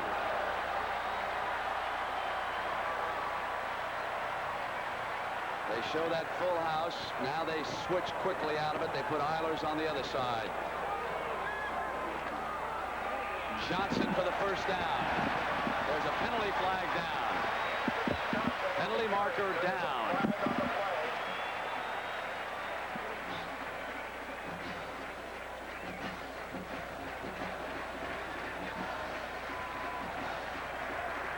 Offside. Defense. 1st and 10 for Notre Dame. Anthony Johnson, who we saw on that short yardage play, is one of the great short yardage runners on this team because he runs so low to the ground. He presents a small hitting object, and he's hard to get a big hit on. Notre Dame 28, Miami 21. 2:13 to go in the 3rd. Notre Dame will have a 1st down at the Hurricane 11-yard line. They have thrown going into the fullback, and they also have a run from the wishbone, and they've kept it on the option. Now they show the I formation. And Brooks cannot step outside. Hawkins helped penetrate, and that allowed the safety man McDowell to come up and finish it. And Greg Mark, who you see getting attended to there, really has been a big player for this Miami defense. As Brent said, they moved him outside because he has the kind of agility to handle the option plays, and he was going to be a very important player in today's game. 2nd and 9. Banks and Green are the setbacks. Rice runs the option, keeps it, and Clark wraps him up. Bernard Clark, the middle linebacker, bringing him down at the 11-yard line. Bernard Clark not only made the play, but he's going to fight off the block of Derek Brown, all 6'7", 230 pounds of him. Fights through. He's got nice pursuit. His feet never get tangled up, and puts the play on him. But Lou Holtz here had success running that little delay route earlier for a touchdown to Banks. This is the kind of situation where you like to see that again. Bobby Harden back on the field for the Hurricanes. They've also got the tight end. Rice off a fake.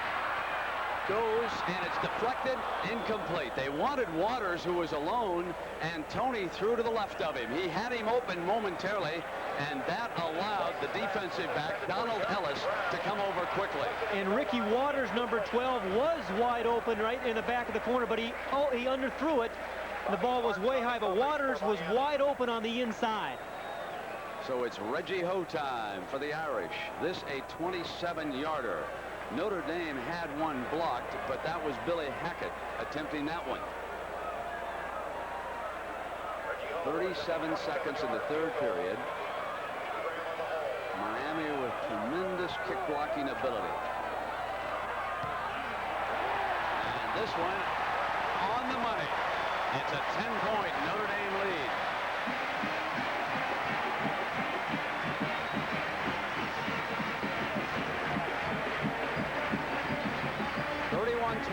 We'll be right back. We're not a company. But we'll give you a chance to work where there's always a challenge. We'll give you opportunities to learn, to develop. To perfect skills that you thought were beyond your reach. We'll help you build a career that can reward you for the rest of your life. We're not a company. We're your country. We're the Army. The Navy. The Air Force. The Marines. We're the armed forces. It's a great place to start.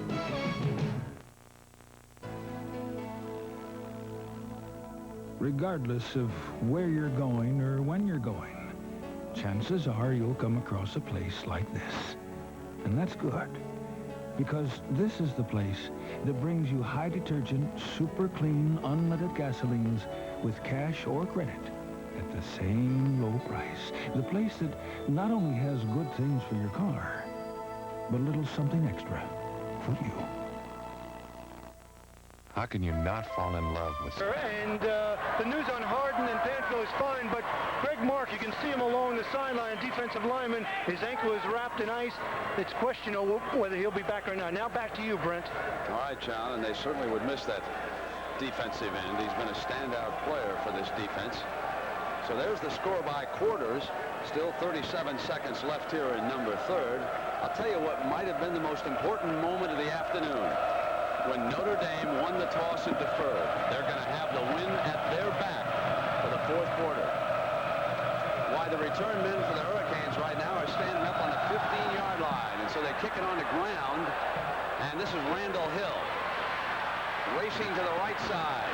And brought down by a beautiful tackle by number 13. A gorgeous job by Pat Eilers. You have pointed out the wind. Miami has scored all 21 points when they've had the wind at their back. They did not score early. But again, the short kick, because of the wind, the squib kick, it comes right up to Randall Hill. And Eilers, who scored earlier, again, the transfer from Yale, fights through two blockers. That's all determination by Pat Eilers. The worst thing about scoring a touchdown against Miami, you give the ball back to them. And here they come. Ball on the 25-yard line. Can the Hurricanes stage yet another miracle? We're about to find out. Walsh is back. Has plenty of time. Complete over the middle for a first down. He hits Dawkins. And that an 18-yard gain working to his wide receiver. So they have fallen behind by 10 points here in the second half as a result of these turnovers. But, you know, the early ones, folks. 0 for 4 Notre Dame win. It's the last two that were critical. The fake punt turned the momentum of the game completely around, and it hasn't been the same. But now here's Miami right back. At the 43-yard line, Irish show blitz, back out, and Gary is spun around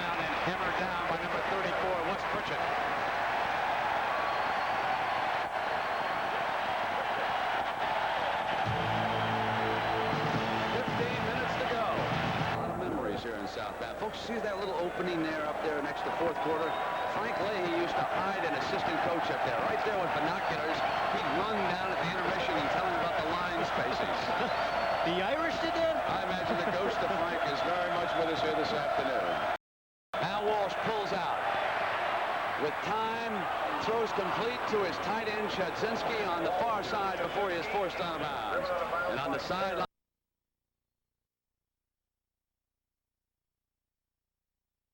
that symbol that has become known as the Hurricanes of Miami, 4 fingers up, telling one and all that the fourth quarter belongs to us.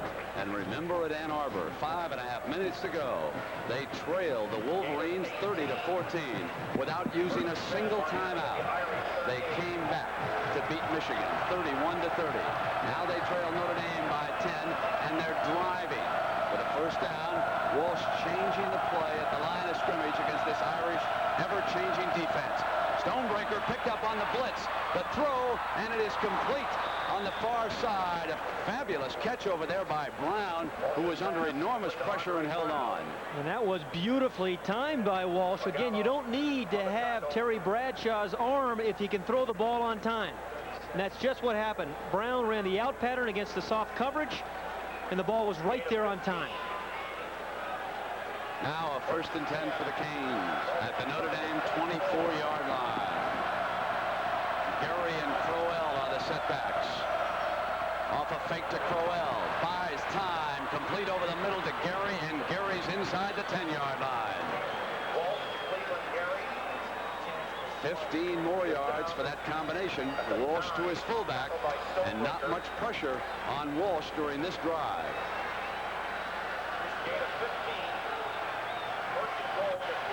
Miami's done a much better job this drive of protecting Steve Walsh. Frank Stamms has not been in his face. Pritchett and Stonebreaker, the inside men. Walsh again changes it against that defensive look. Going to throw for it. Incomplete. He wanted Brown, who was cutting in. So it'll be 2nd down. Right of the screen, Andre Brown runs the slant pattern. That's a tough pattern to throw when you have so many inside linebackers. See, there are 3 guys on the inside. The quarterback feels all those players, and sometimes he takes something off the ball, and that's what happened there to Walsh as he tried to get the ball to Brown on the slant. 2nd down with the ball just inside the 10-yard line. Brown, Dawkins, they'll throw to Chudzinski to the short side if he curls toward the flag. And they run Crowell behind him this time, trying to catch them off balance. And Zorich is into a pushing match over there on the far side with number 79. That's Mike Sullivan. 2 Chicagoans going at it pretty good over there.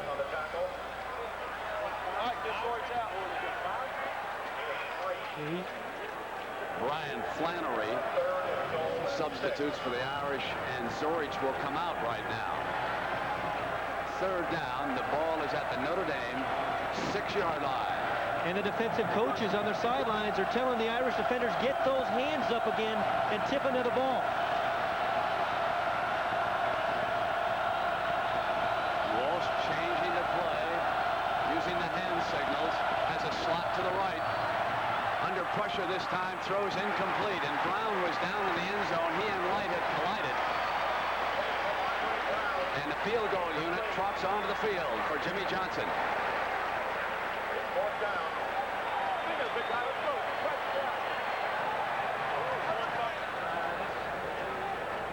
Carlos Huerta, number 27, with a 23-yarder.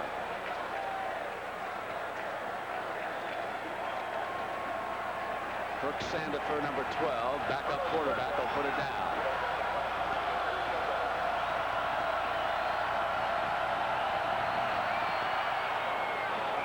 Beautiful kick. Never a doubt about that one. And the lead is now 7. 31-24, 13 minutes to go. 24, Notre Dame over Miami, 13 minutes to go. Well, we've had more than 700 total yards here this afternoon. This game reminds me of another Miami game, not a Miami-Notre Dame game, but a Miami-Boston College game. You get the feeling that maybe this one will come down to that last at bat too, don't you? Menace with the ball on the tee.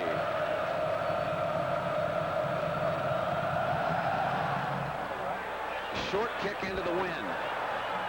Ismail has to go through his legs. He'll hurry and pick it up and get buried. He should have dove on it right there. He risked fumbling it. Instead, Notre Dame will have the ball in bad field position.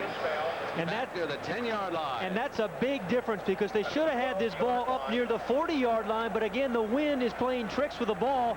It goes right through his legs, and there he should have just fell on it. He risked the fumble, but he wasn't lucky enough to hang on to it. This is the worst starting field position. Worst starting now. Tony Rice did throw a ball out of his own end zone in the first half after they got backed up. That was after a penalty. So it is 1st and 10, and Rice is going to throw. Off a fake, he buys some time. Going long now, incomplete. And Ismail really pushed Bubba McDowell away. He is lucky he did not get a penalty at the end of that play. Let's go downstairs to John Dockery. You know, Brent, you and Pat have been talking about Tony Rice's touch. Well, Lou Holtz was concerned about that, too. So what he did, he went out and bought Tony a dartboard and some darts because he thinks the throwing motion of darts is much like the throwing motion of football. And when you consider that Tony Rice only completed 5 passes in his first 2 games, Lou was willing to try anything. After he got the dartboard, he completed 19 for over 200 yards in his next 2 games. So the dartboard must be working. Now back to you, Brent. Dartboard never acted like Bubba McDowell. John never came after you. Rice on the move, gets away from a defender. Incomplete. He threw that one out of bounds. Alanese was the receiver here on the near side. Again, trying to get the ball to Allen. This is the earlier one to Ismail, but there was double coverage on him. It was a short zone taken away by Barry, and McDowell, number 48, was a safety cover, and should not have thrown that ball. Well, I don't know what Ismail was thinking about pushing him like that. That's the second time in the game he has done that. He did it to another defensive back earlier in the first half. Look at that offense for this afternoon. 2 unbeatens, number 1 against number 4. Notre Dame leading it by 7. This is a big 3rd down for Rice. Holtz has been throwing, going out, and he wants him to put it up again. High, complete to his tight end. Derek Brown with the biggest play of the game so far.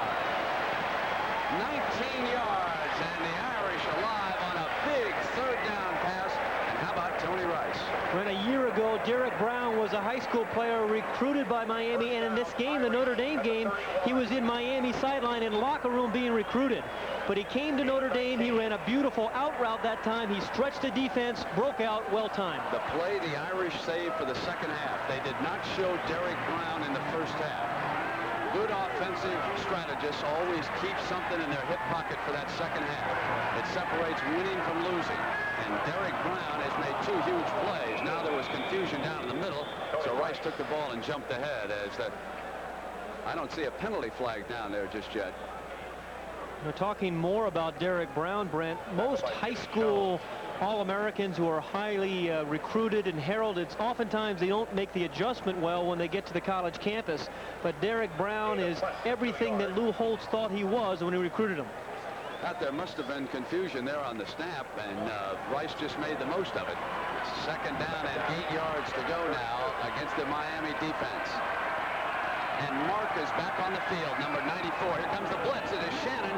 They pick him up, and Hawkins gives chase with Mark. On the roll, it is complete to Ismail.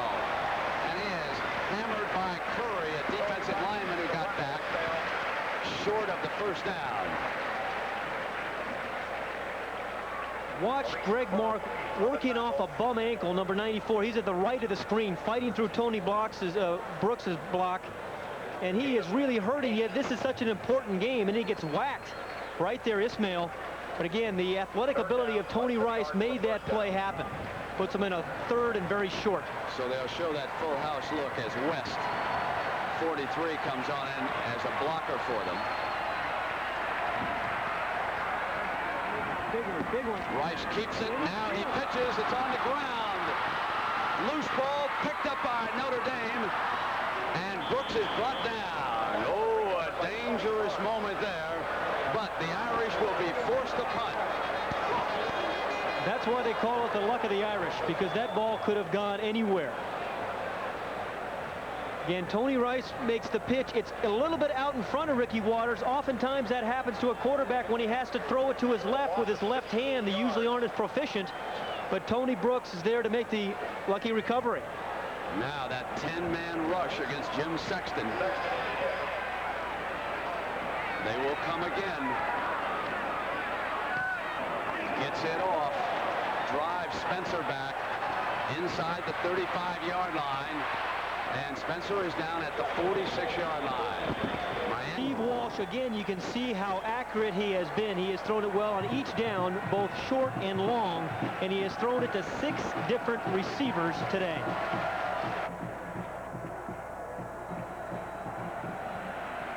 Zorich back in at the nose. Conley back at tailback behind Gary.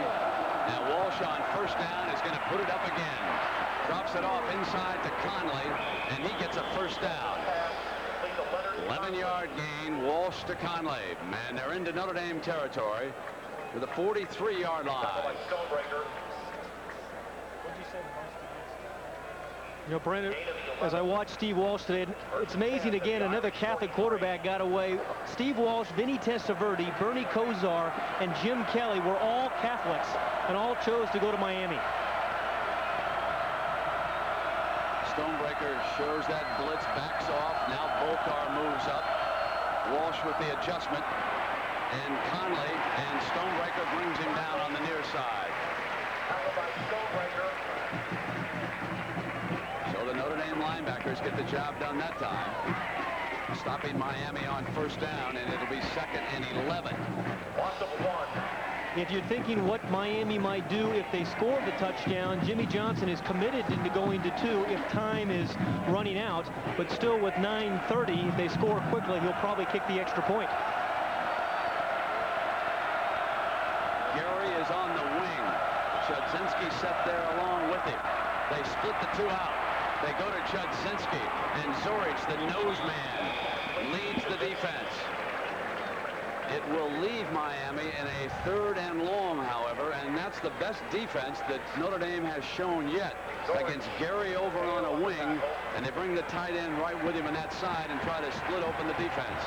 You know, I know you really like Chudzinski, and so do I. You know, in an era where college football seemed to manufacture their reputation, he kind of goes quietly about his job and just gets open and catches the ball. Very impressive guy. Here's a big 3rd down.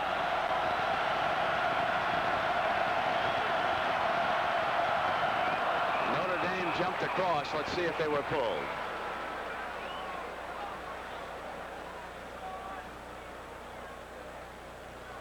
The umpire stepping in. Offside. Blue. So now it makes it a 3rd and about 2. And that's a big play right there, Brent. Big mistake by the Notre Dame defense. Steve Walsh this afternoon has thrown for 370 yards. Look at the combined yards in that game. 1,000 yards in that game. No one has ever thrown for more yards against Notre Dame than Walsh has here this afternoon. 370. Now Miami in that position where they could run for the first down or maybe ambush it. They're going to throw it. Walsh. Beautiful catch by Brown and out of bounds at the 14. A spectacular catch and a gain of 21 yards. That is an incredible throw and touch. I wasn't sure whether he was throwing it to Brown or Randall Hill. He had both of them. But again, it's such an easy pass to catch. It is so soft, and it looked like from that angle he was throwing it to Brown. And if he could have just kept his balance a little bit better, he would have scored. Set up by good pass protection. So a wide receiver with a reputation for dropping the ball comes of age here this afternoon. From Chicago, Brown has caught 6 for 105 yards and a touchdown. And they run Cleveland Gary. He battles his way down close to the 11-yard line. 8 minutes left in this game. Yesterday, when the Miami Hurricanes arrived, Andre Brown said, "Excuse me for just a moment." We were chatting on the sides. "Excuse me, Mr. Musburger, I got to go down to the end zone and practice waving to the crowd when I score." He must have known something. I thought he was putting me on a little bit down there. There was another great moment that Miami fans should know about. The baseball team came up here and played the Fighting Irish, and in the first game of that series, Notre Dame won it 11-2. Rich Dalrymple, the SID, saw me having a beer, and he said, "Hey, Bryant, they ran up the score on us." All right, Walsh pulls out now. Goes for the end zone, has him all alone, and he's no good. He had backed out of the end zone. Andre Brown out of the back of the end zone, and he was open. And what nice play by Todd Light, number 1 there, the corner, who at the very last moment, as you see Light, number 1, he's playing his zone. The very last moment, he gets in the way of the reception, gets his hand up, and knocks the ball out of Brown's hand. That's a good play. 3rd down and 7 for the Canes. Brown and Hill go to the left. Conley is out there on a wing. Gary all alone in the backfield. Incomplete. Johnson complaining about no call. And I think he was upset because Leonard Conley was wide open. Now, he did say pass interference, but when the ball gets tipped, as that ball was, there is no pass interference. Jimmy is claiming that there was, but the ball is going to get tipped. Early on by inside, one of the inside linebackers tipped that ball. But watch Conley, 28, he's wide open in the flat.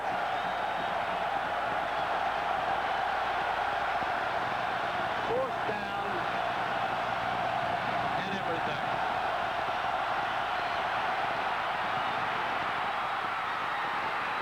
Miami puts it down. Notre Dame pounces on the loose ball. Walsh is quickly there. Was he called down?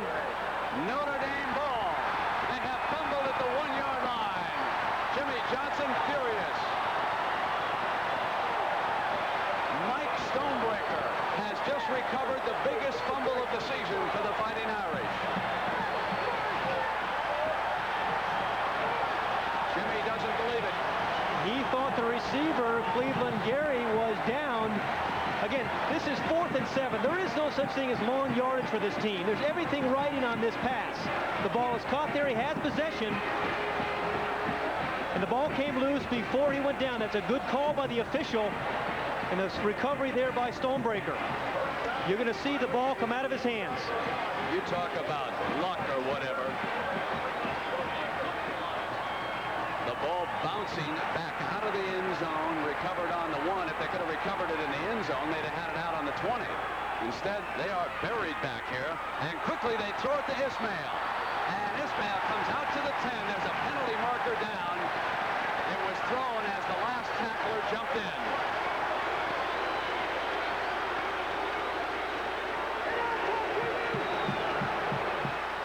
Lou Holtz is doing one thing differently than Bo Schembechler did. That hold goes against Notre Dame. There is a big, important difference right now. He is really not growing conservative. He's been throwing coming out.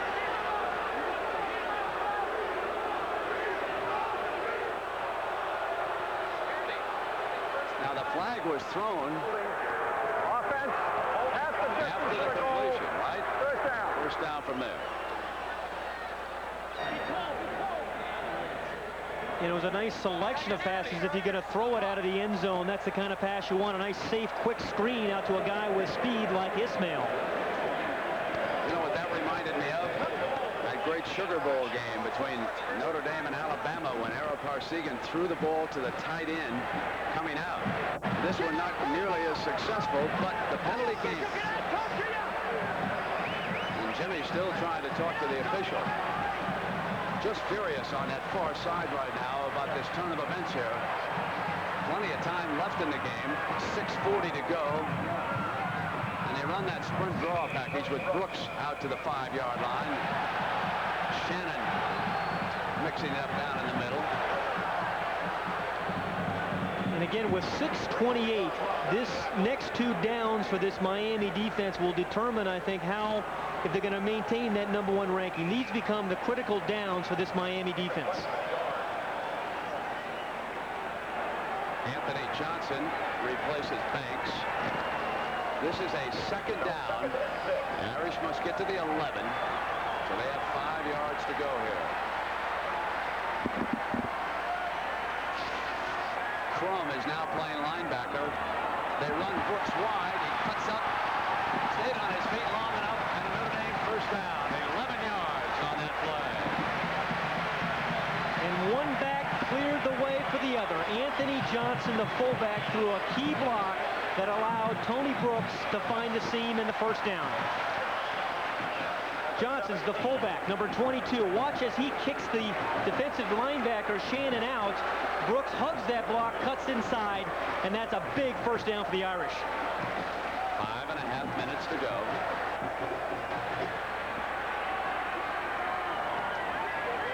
Shannon now back in as a linebacker, and he comes in to make the stop that time. So Crum replaced Shannon for a play.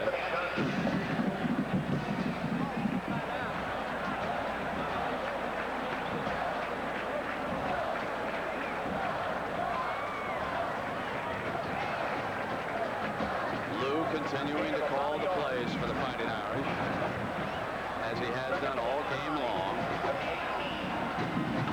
using shuttling fullbacks to bring them in and out. Second down and long.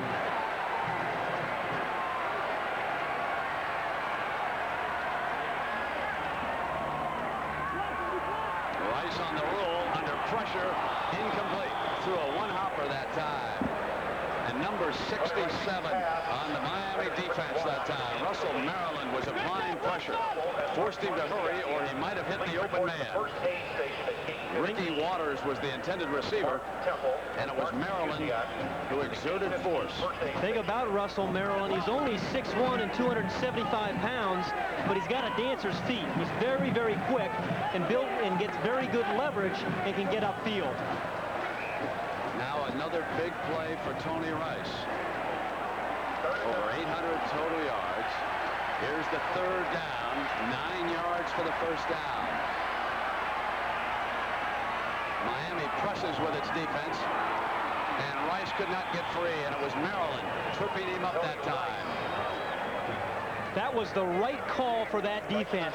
Man-for-man defense, they had the quarterback draw on, but again, a terrific play by Russell Maryland inside. 67, right there. Left part of the screen. As a quarterback draw, if he doesn't tackle him, that's going to be a first down for the Irish. Big play. Now they line up 10 men against this punt again. And Sexton, the punter, a little bit late coming onto the field. 10 seconds left on the clock. Game was so good he was enjoying it. Standing at the 4, gets it off, drives Spencer back to the 42-yard line, and he is down at the 49-yard line. 43-yard punt and a 7-yard return. 3:52 to go, and here come the Hurricanes again. Got a leadership award given for team contributions, academics, and citizenship. Bill Huckins from Miami. He's a business major from Hollywood, Florida. Done a splendid job with a 3.2. Reggie Ho from Notre Dame. He's that pre-med major who does the field goal kicking here. He's from Hawaii. And Toyota donates a check in the amount of $1,000 to each school's General Scholarship Fund. Well, Jimmy Johnson did a little officiating up at Ann Arbor. Not so successful here in South Bend. He's claiming that the ground caused the fumble. The replay indicated that it did not. Nevertheless, it is 1st and 10 for the Hurricanes at midfield. And Walsh to put it up again. With time, he comes to Chudzinski, his tight end, who is forced out of bounds. A penalty marker goes down after Chudzinski is driven out of bounds on the near sideline. That's a good call. He was way out of bounds, I think, when Chris Zorich, the nose tackle, who, although hustling, hit him late. So a big personal foul about to be tacked on against Notre Dame. Late hit, defense, 15-yard penalty. Here you see the end of it. He's out there. Take 2 steps out before Zorich hit him. You know, in fairness to Zorich, And I don't usually ease up on somebody who hits anybody late. His head was down over there on the sideline. I don't think it was intentional, but nevertheless, it was a good call. He was out of bounds when the call was made. He has played with a lot of exuberance here this afternoon. Now we're down to it. 3:45. First and 10 for Miami. And again, Walsh. Stamms gets him from behind. The ball's on the ground. Notre Dame. Frank Stamms does it again.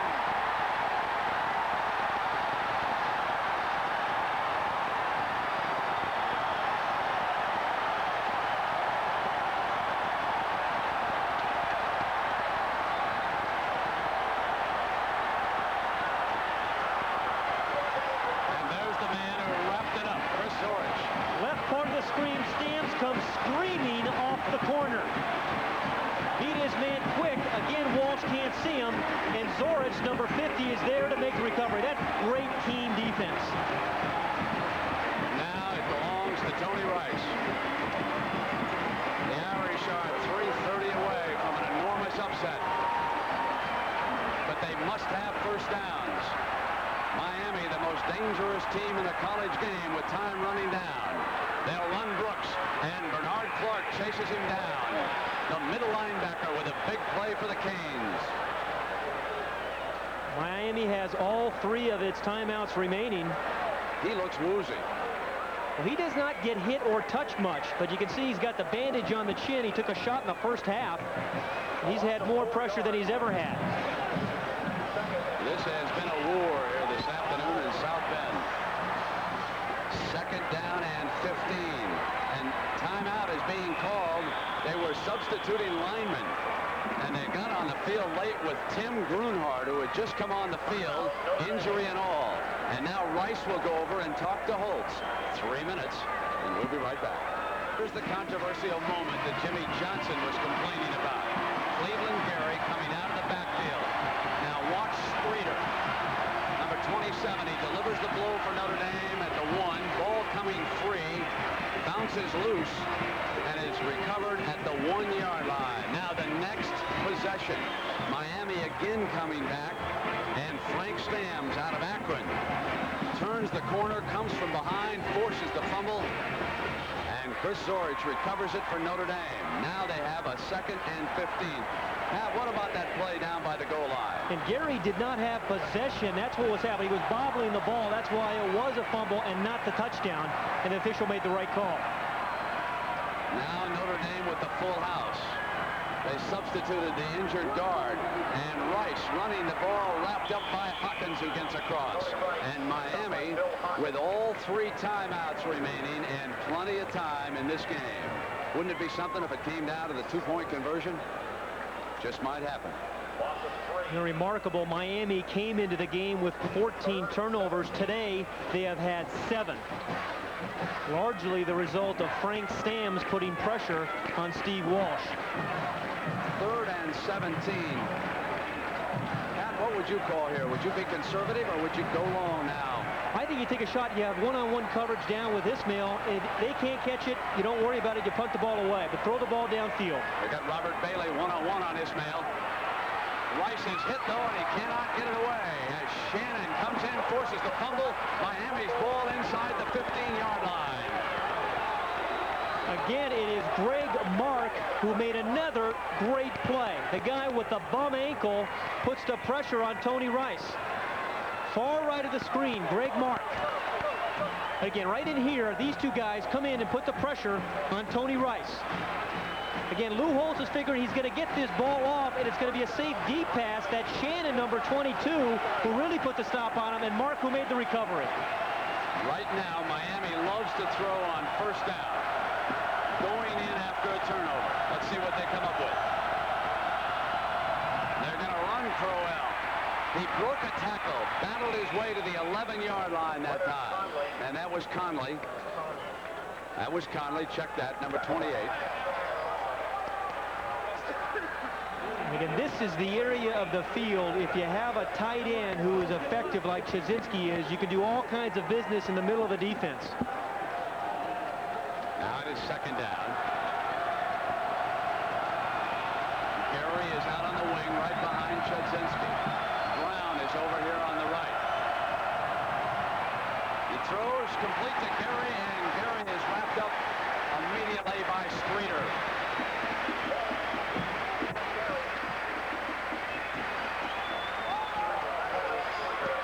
So it's a third down for the Hurricanes. The ball at the Notre Dame 11-yard line. Notre Dame is doing down here is playing zone defense, and as soon as Steve Walsh throws it, they react, and if they catch it, they're not going anywhere after the catch.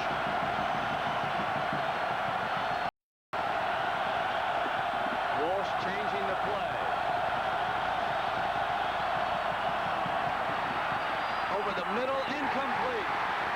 And Wes Pritchett, number 34, dropping back to defend that pass. And it is fourth down again. A great defensive stand here. And Jimmy Johnson uses one of his 3 timeouts. Watch right here. Wes Pritchett is the man, number 34, who does a nice job. Steve Walsh throws his ball into traffic. Pritchett makes his drop outside, then reads the eye, steps inside. The ball is thrown behind Gary, but Pritchett makes a nice play on it. Now the Notre Dame defense coming over to the sideline. Jimmy Johnson brings the offense. So it has come down to this play. It is fourth down. Miami will have the ball at the 11. Gary Stevens, the offensive coordinator, and upstairs, he's been talking to the staff on the field. Brent, the last 4th and 7. That's Barry Alvarez, the defensive coordinator from Notre Dame. The last 4th and 7, remember, they converted throwing the ball to Cleveland Gary, but he did fumble. Twice they've faced 4th down today. Both times they've actually thrown the ball for completions that would have picked up the first down. 51 seconds remaining. It's 31-24. Notre Dame, and this fourth down coming up for Miami.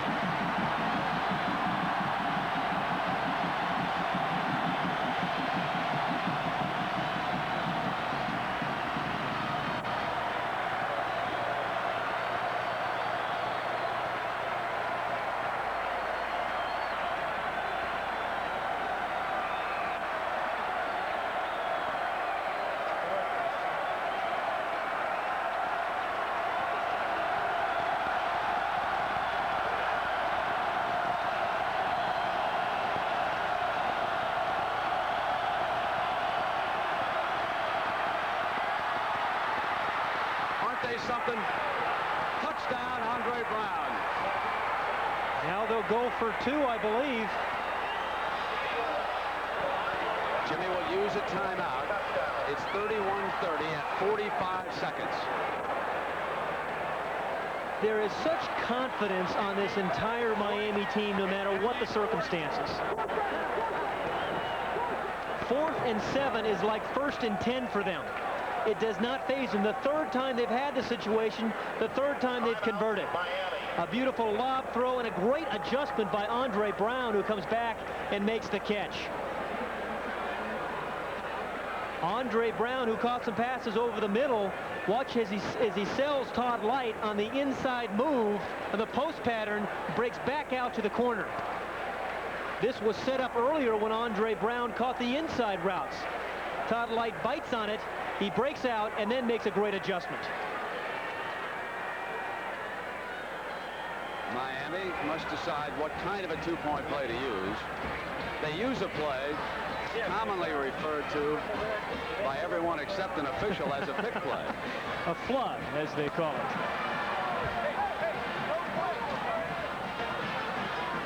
And again, on this kind of decision, most teams generally move the ball to the left hash for a right-handed quarterback, which Miami has done. You have that option, and usually there's a flood or a pick on the right side of the formation with your back catching the ball. And most defensive teams know that, and the way you defend it is play zone defense, not man for man. 45 seconds to play. Notre Dame 31, Miami 30, and going for 2.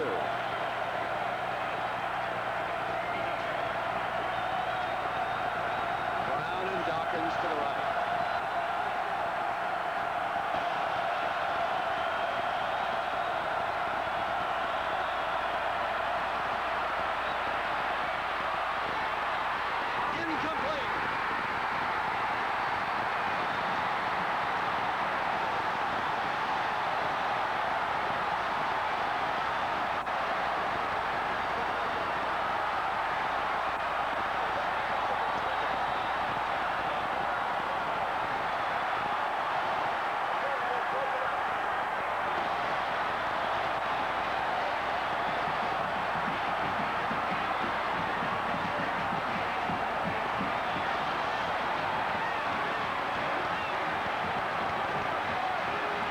Jimmy Johnson was expecting man-for-man defense, Brent, but just as we said, Barry Alvarez, the defensive coordinator, went zone. They were trying to get the ball to Conley quickly. So the ball is knocked away. This is Jimmy Johnson watching from the Miami sideline. I want to make one point. There are no losers in this one, and take your hat off to Mr. Jimmy Johnson. He did not play for any tie. If he goes out here, he went out with guns blazing on a dusty street in South Bend, Indiana. And a year ago, Brent, remember the defense on a two-point play helped him win a national championship against FSU. Now, obviously, the onside kick. Carlos Huerta, the star of the Michigan game, with 45 seconds to go. Now, Notre Dame's key here is to get that second line up a little bit closer. Michigan had them far back. You want to keep them up about 3-4 yards in case that ball is ricocheted. That's the key for Notre Dame. Huerta from Miami will attempt to get that spin on grass a little bit different than the carpet they had at Michigan. Let's watch. Now, hold on. The official had not turned him loose yet. Not turned him loose, and they'll come right on back. And, boy, I'll tell you, there are about 4 white jerseys all over Notre Dame down there. You know, Brent, the key to this thing is to be able to get 2 hops, not just the one. You get the 2 hops, and you get the uneven bounce. Now, Lou is changing a couple of players out here. He wants to put Tony Rice. He has sent his quarterback into the game. His quarterback is on the far side 45. How about this one? He's got Tony Rice back here on this onside kick. And he's put him over to the side where Huerta has kicked it. Here's the kick. Did it go far enough? Notre Dame pounced on it anyway. Notre Dame's got it.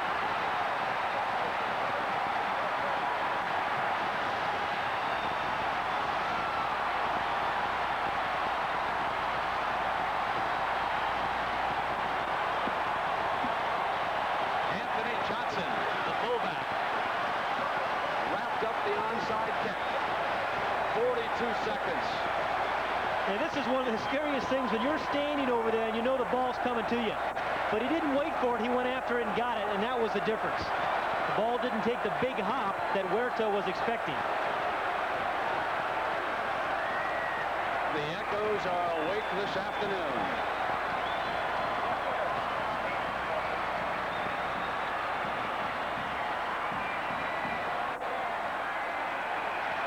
Rice keeps the clock moving. Miami down to 1 timeout. They use it up now.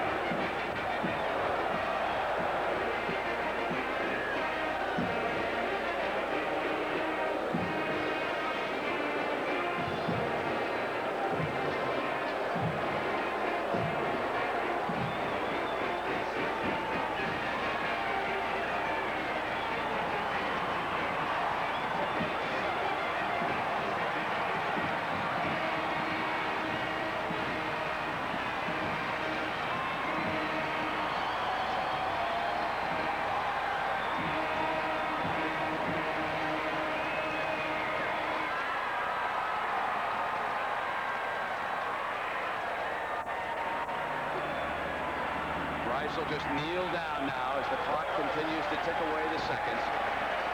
Miami cannot stop it this time.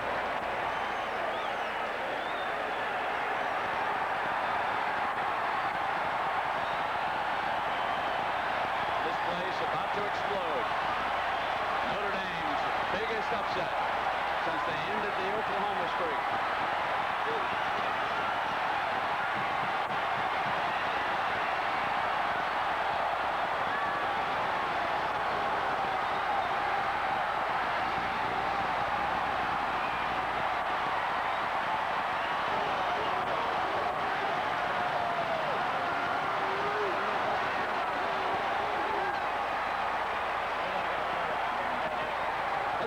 John Godfrey. John.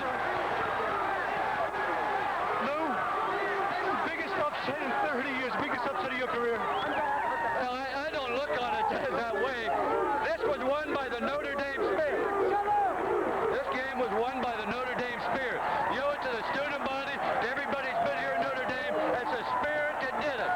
But you did it also. You were able to run the ball against him and get to Walsh. How? Hey, our players deserve a lot of credit, but it's the Spirit of Notre Dame. And that's what we sold our players on. That's what it was. We certainly did believe. Congratulations, Coach. Here is the moment. There's no greater love affair than that between the student body of this school and the football team. And they are embracing one another now down on the field here in South Bend.